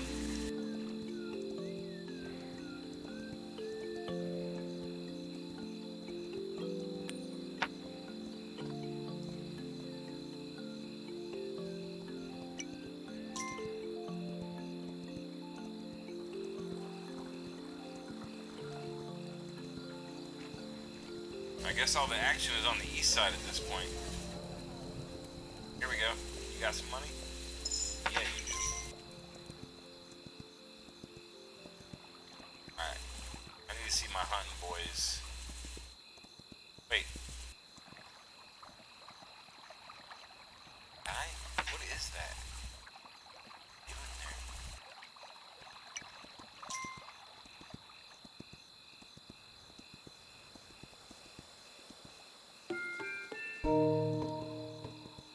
Need this defense.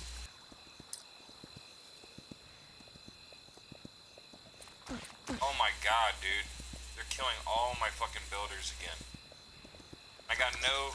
Where the fuck are all my archers? I have no archers. Dude, they're just gonna destroy everything in my village because there's no fucking archers.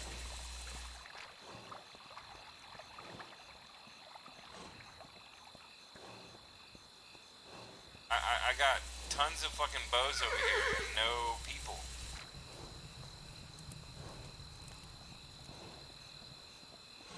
Like, watch, these dudes are just gonna be rolling through destroying everything. There's nothing I can do about it because there's not a... Where the fuck are my archers, man? Are these dudes literally just gonna be beating down on my shit?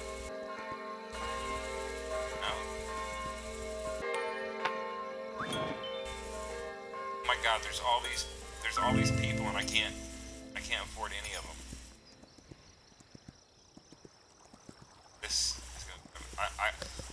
now, I'm gonna run to the right side of town, like so far that I shouldn't, and just hope that there's a. I just gotta hope that there's a fucking treasure chest out here.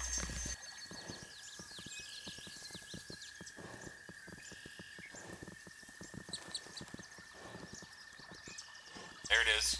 I need that.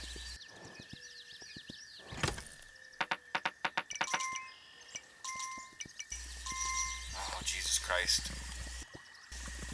And now we gotta get back before we get fucking smoked. We need all these fucking people. Load a little quicker.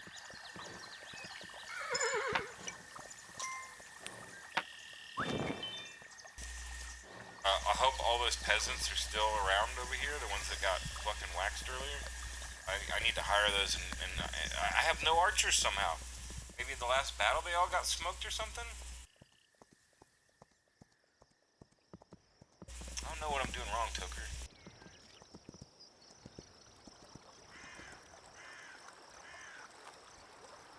I'm not paying enough attention to tell you.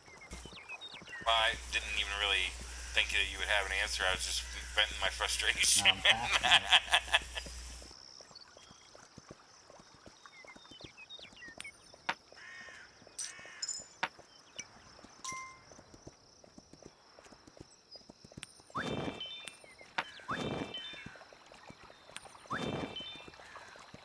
Go make some fucking bows so I can hire these dudes.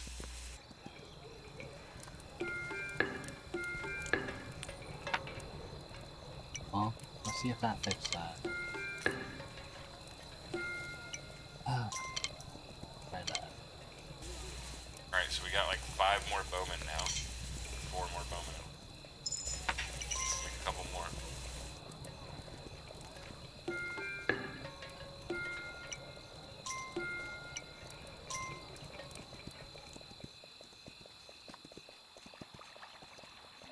Alright, I need these dudes to make me some money. Fuck. Our society is fucked right now. The fuck is that? Did like a fucking Satan just show up? What the fuck is that shit?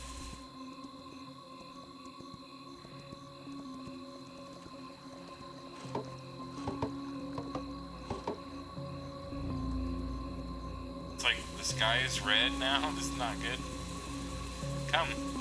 Come, run the fuck away from there.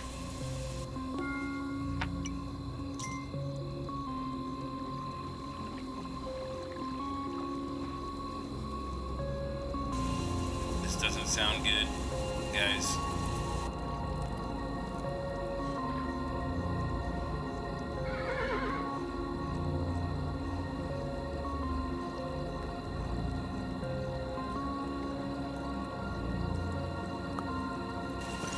Oh god.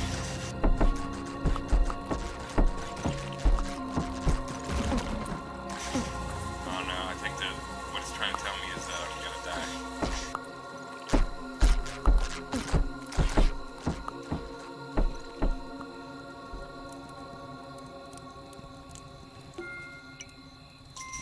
Yeah, I think it's trying to tell me that I'm about to die. Okay. Our village has been reduced to a little bit small size.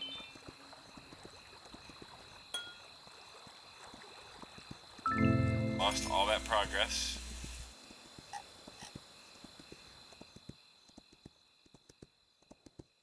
Gotta pull, there's some bows.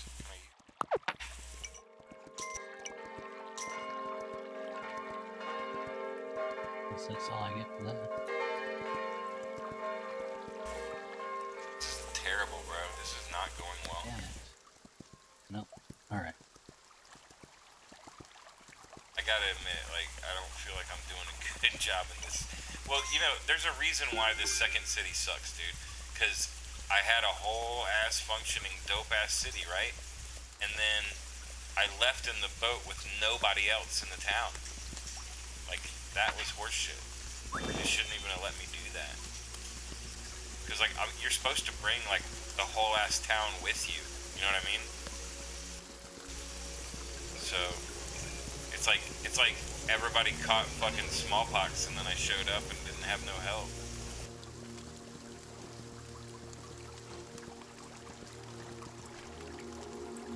There's all these people, and I can't even use them because I don't have no money. Fuck me, man.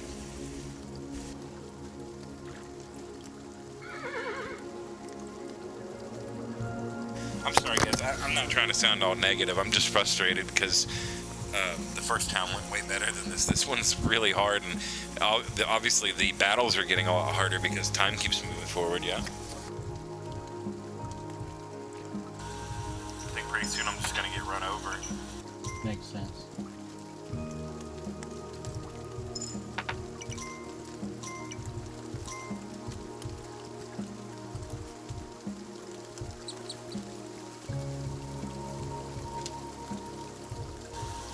I doubt that I'm gonna run into a chest out here, but I gotta look.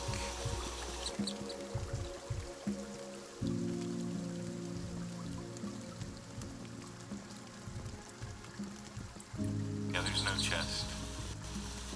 It's just gotta be death. I shouldn't be this far.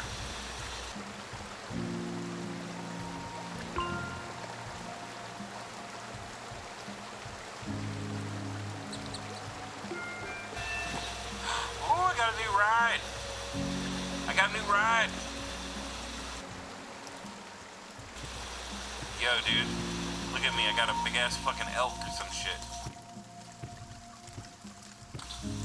That's exciting. I got a new fucking ride. Yo, I just want to take a moment to remind everybody, courtesy of DJ Defile, that you are primarily composed of dihydrogen oxide and this that's funny. Now that I got this elk, it's this doe is in love with me, so it's gonna follow me back to town until it gets killed.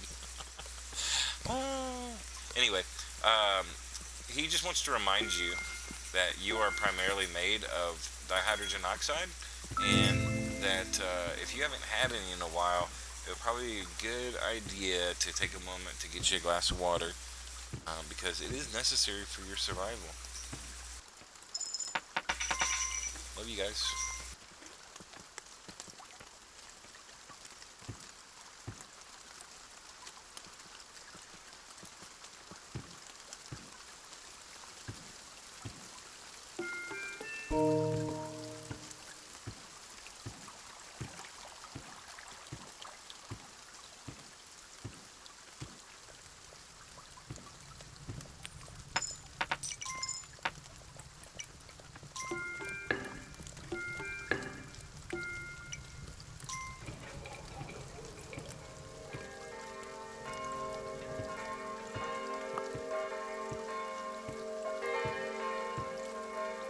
Maybe there's something in here I missed.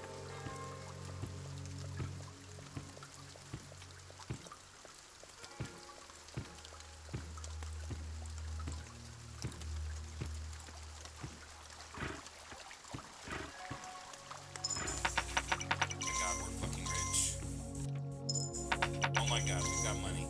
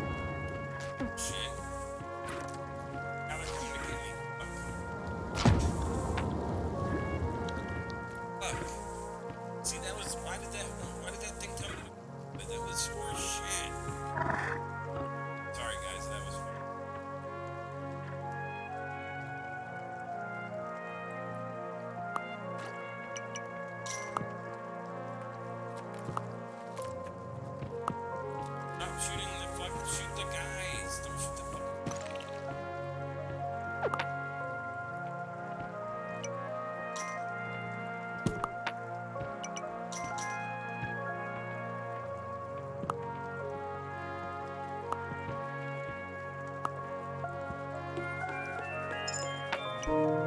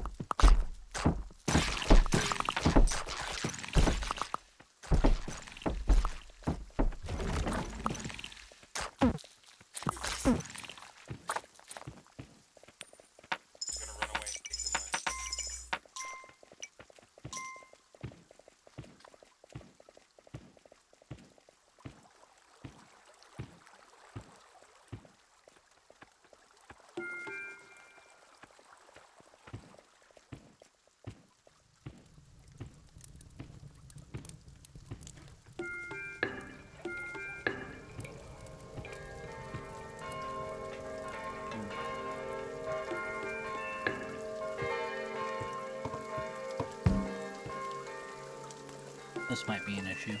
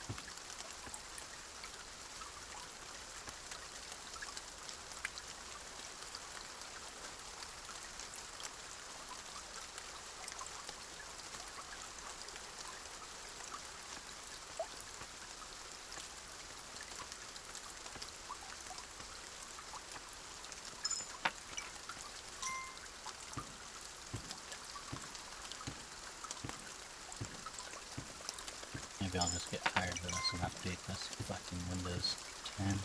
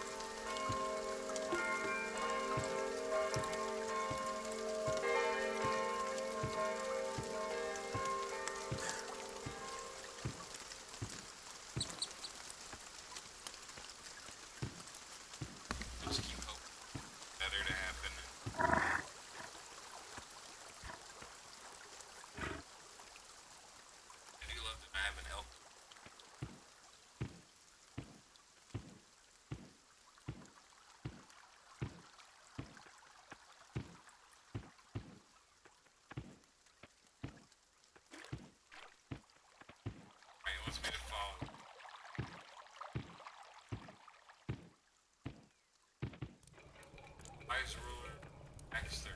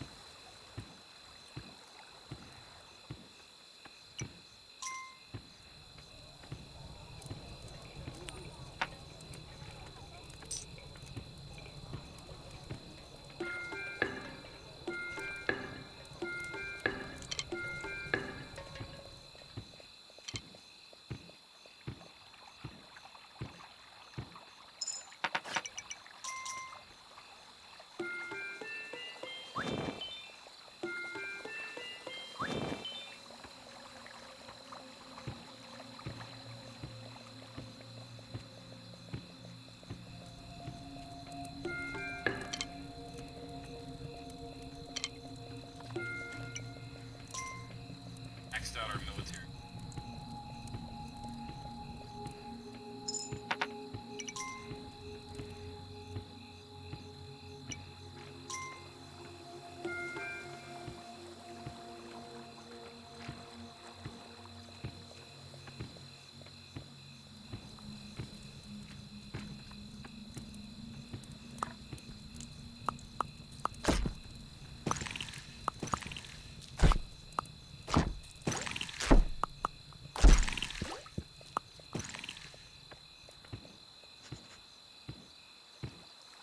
Better. This is going better.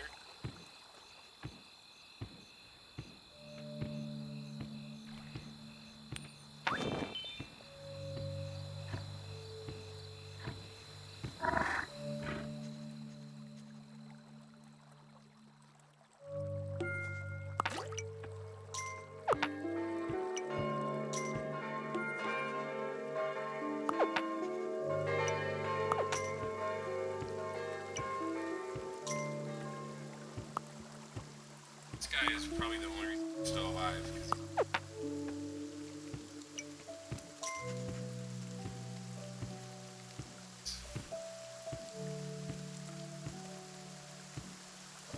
The ship eventually went to where Dope Ass Village.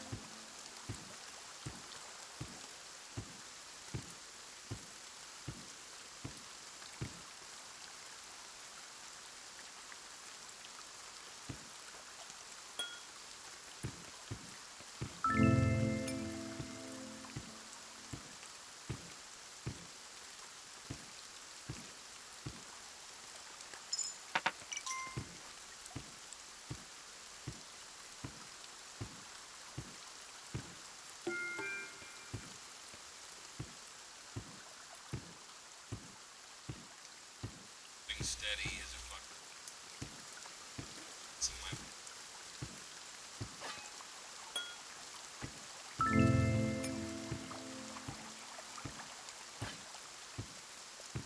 East Coast.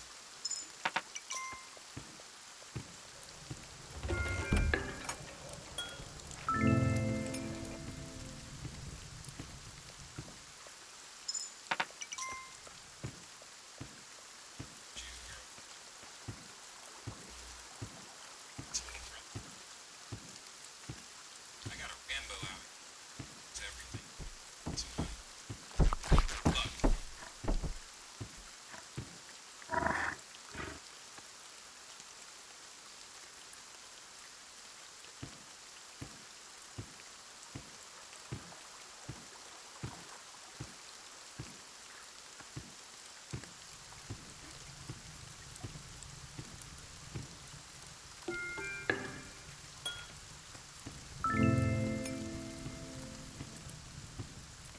Destroy everything.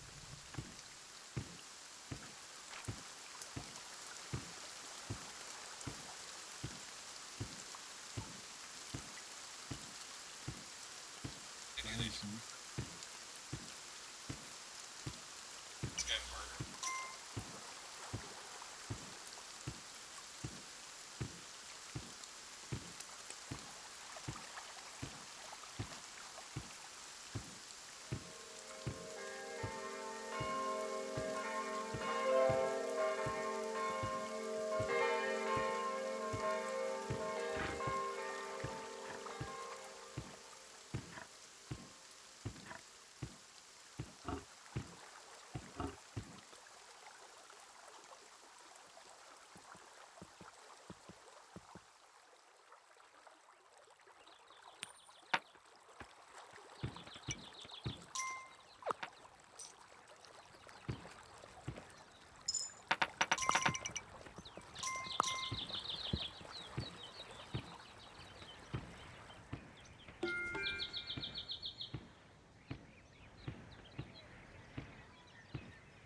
That elk can move, can it? That was not terrible. Some money.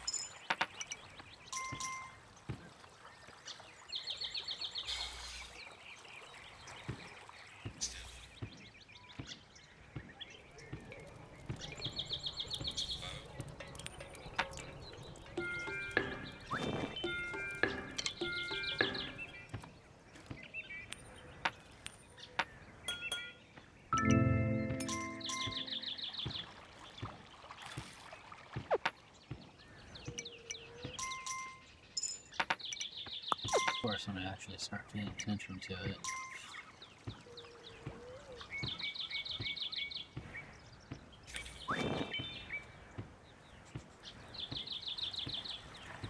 Some builders now. I mean, you guys see the same game that I see. I'm trying. It's tough.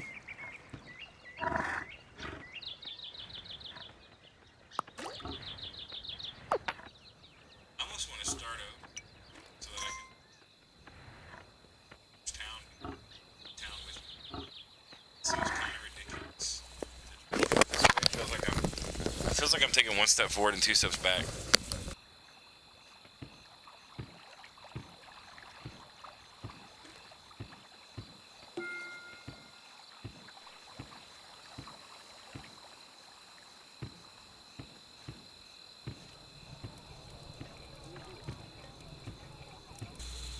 I think the mayor's dead.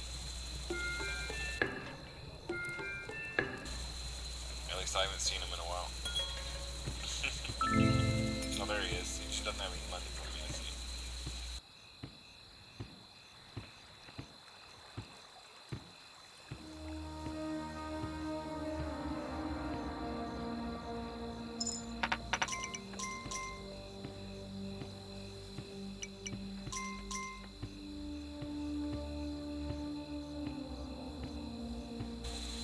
I'm afraid that what we have now is hammers and no people, I think.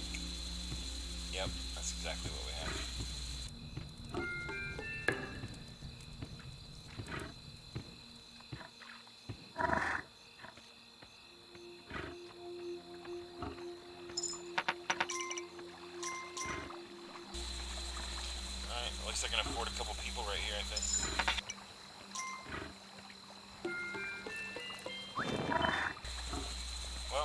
is where we die, because they destroyed everything.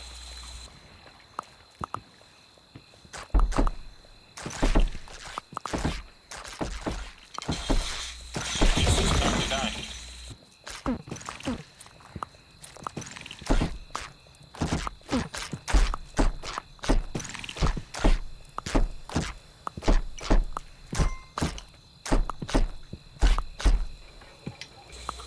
Oh, now we go away because it's daytime.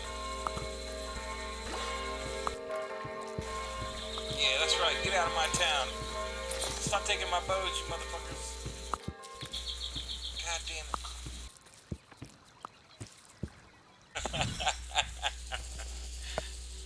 Alright. Let's see here. Let's start a new game. Matter of fact, it's about music time. I've got my headphones charged up for 35 minutes now. We're almost at music time, family.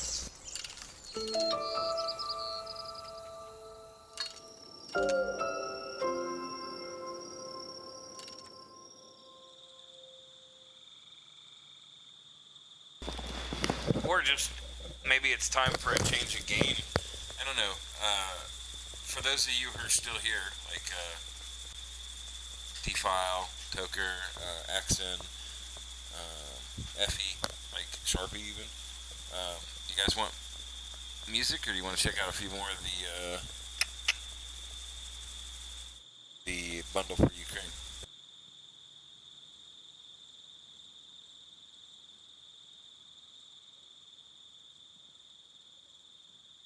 Because I mean, I'm down to do whatever. I'm just curious what you're interested in having. I've also been streaming for a while. See how long I've been on.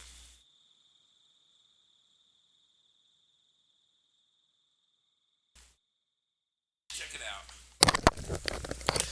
Uptime.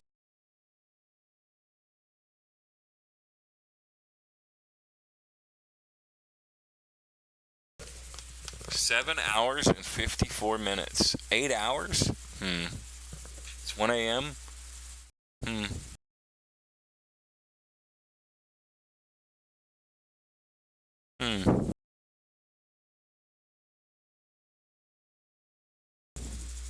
don't think I'm going anywhere. Maybe we'll do a 24-hour toker. What do you think about them apples? I don't know. Like sour green apples, like granny apples?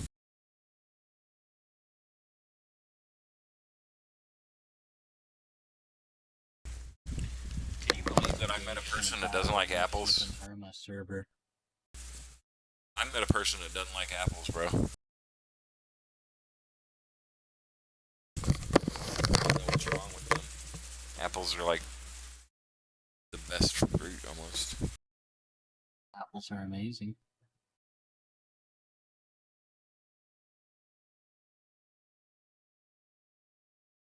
I think I'm gonna consult some Chronic real quick, and then we'll make a decision.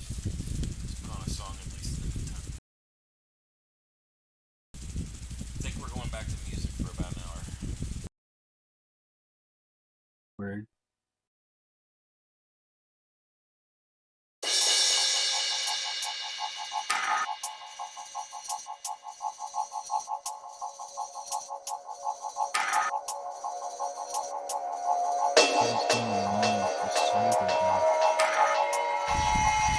You're having a difficult time with that shit.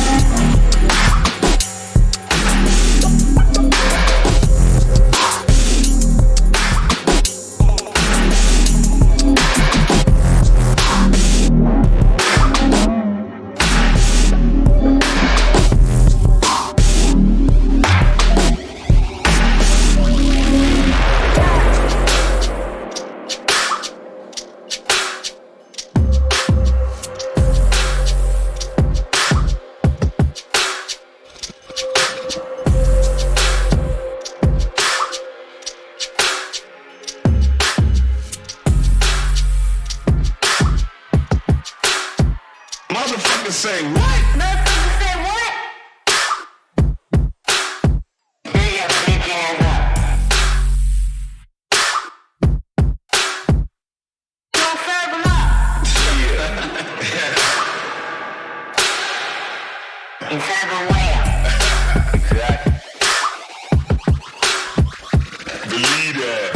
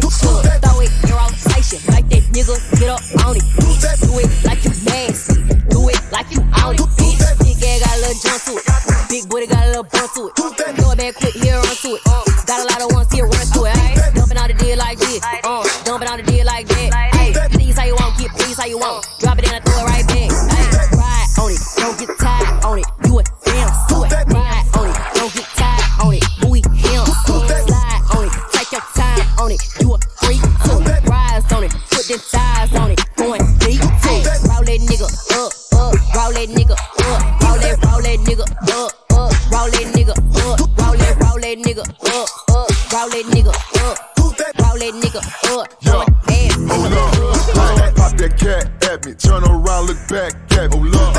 beat it up. She say throw a stack at me. Psych, you retarded. Trick, you know I got the 40. I gave her counterfeit money cause I see that girl been snorting. Yeah, throw that ass back on the bitch you came with.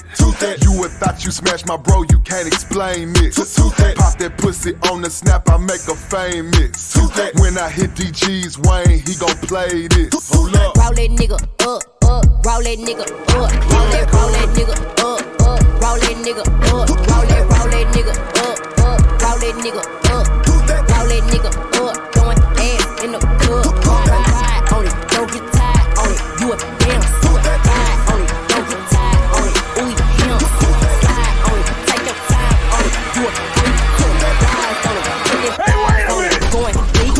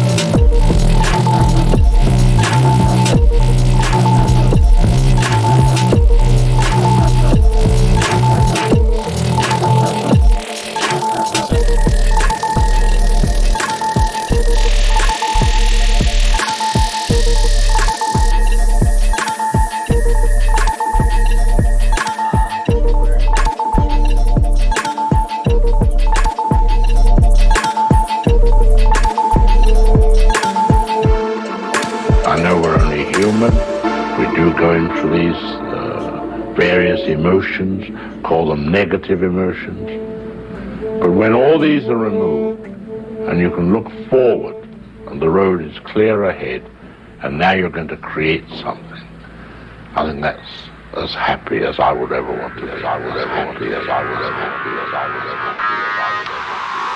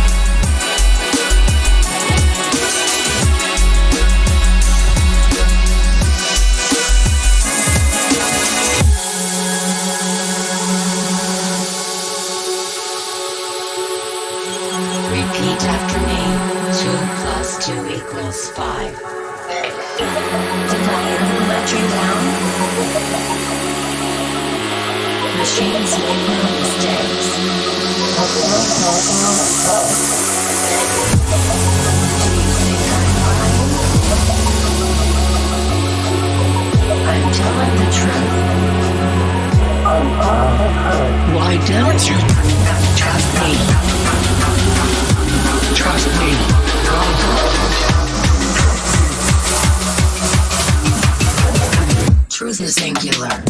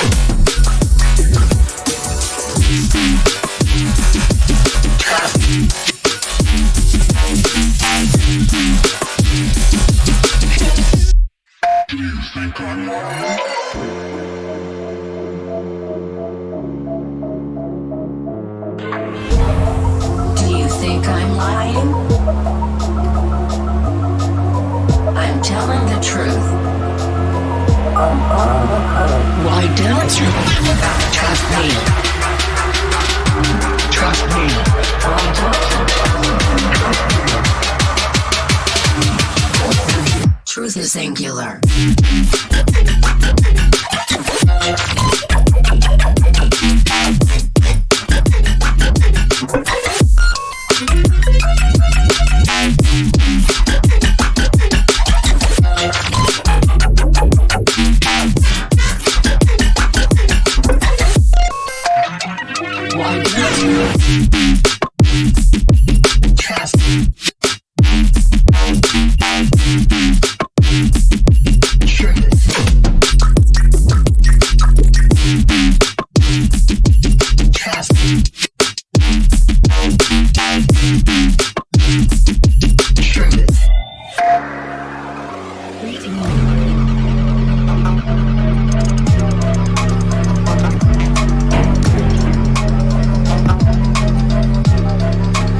Memory corrupted.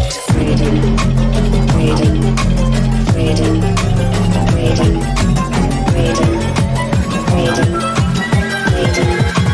Buffer overflows.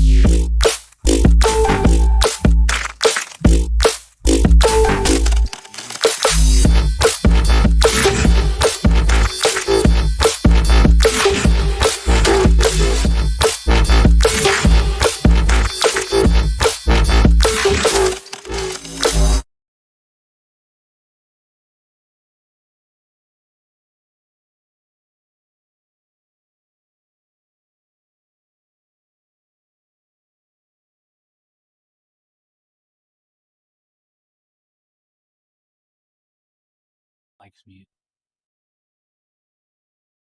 That's just what this stubby company needs! A little irreverence! Good! I'll see you later, dickhead!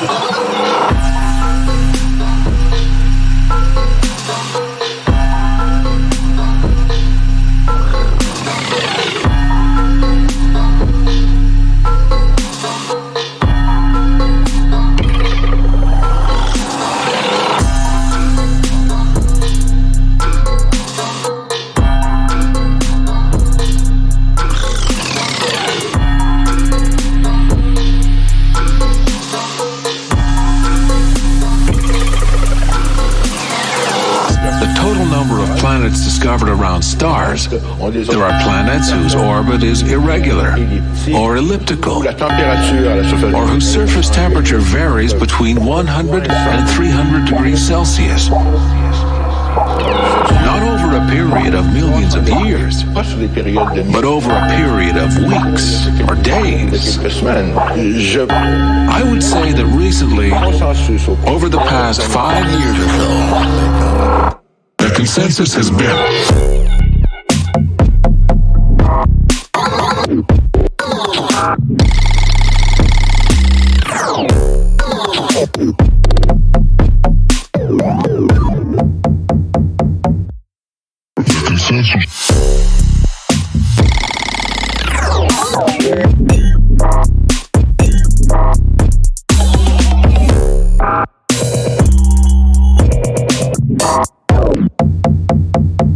consensus has been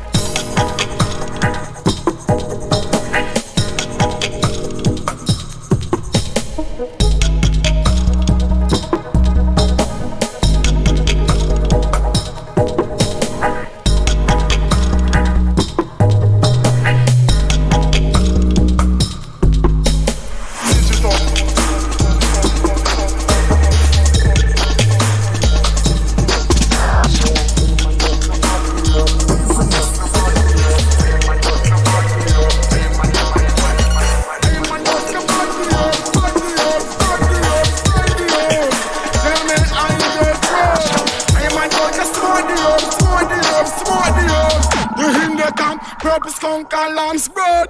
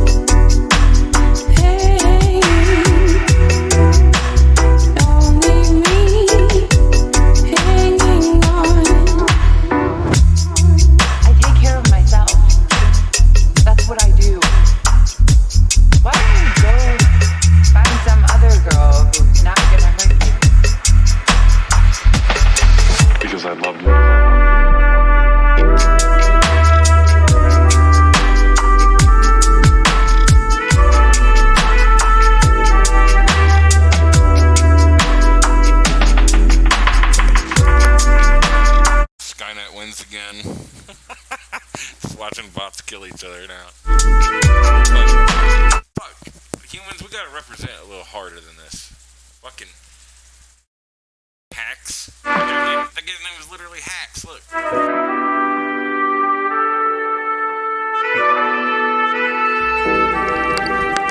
Cats, close enough.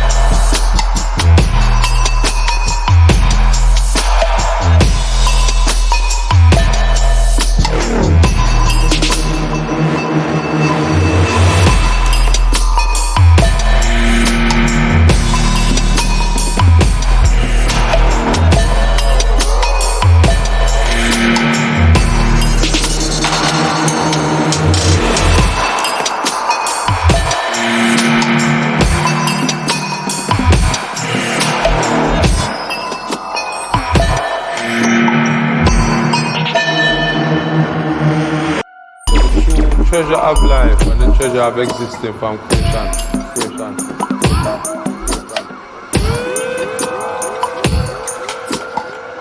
You know, you have to have a discipline to even be able to inherit the knowledge of the universe, because the knowledge where man inherits without the teaching of another person, divine knowledge, is stored in every man's DNA, because the information of creation.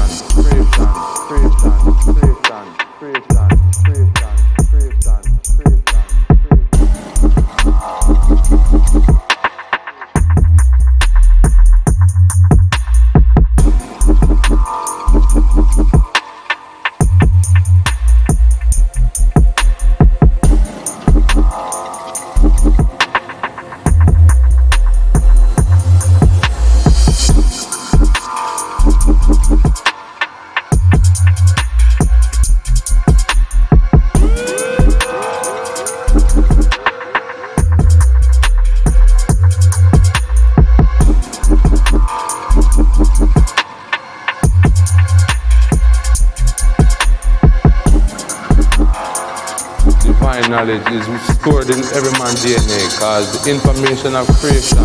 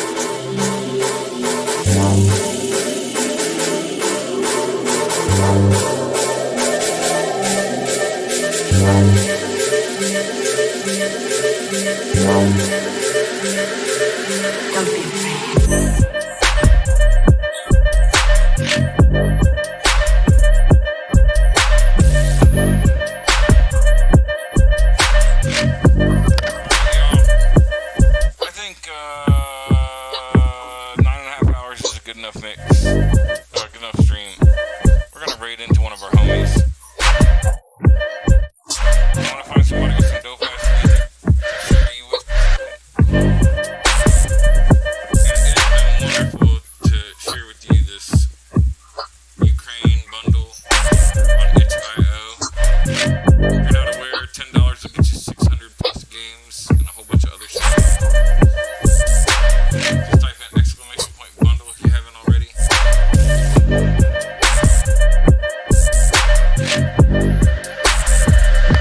guys have been real wonderful. Thank you to everybody who's been fucking repping so hard today. Axonland, Effie still here, Lunar, motherfucking D-File, 421, Brownhand showing up, Sharpie up in the shit. Wait, Slinky, I don't even know. And Torque Splitters have been fucking lurking harder than shit. I love y'all very much.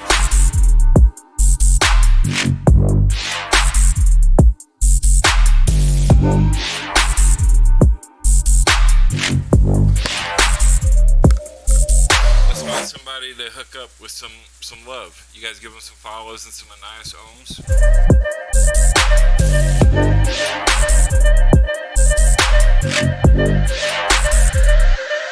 Don't be afraid.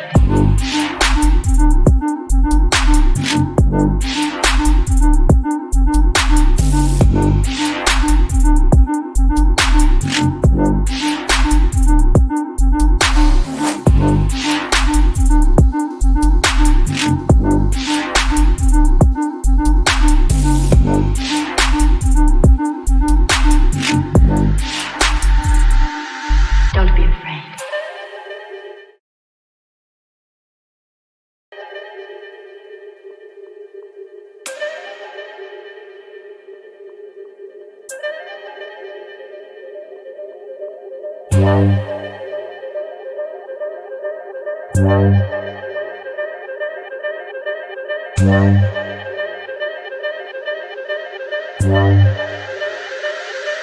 Don't be afraid.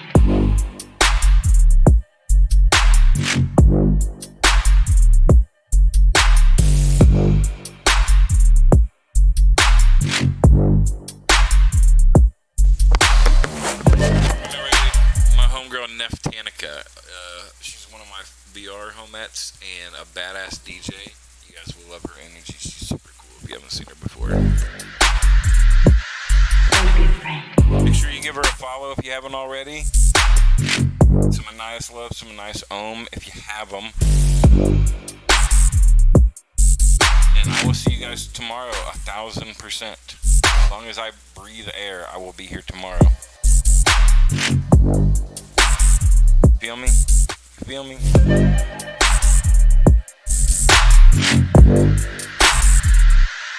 Don't be afraid.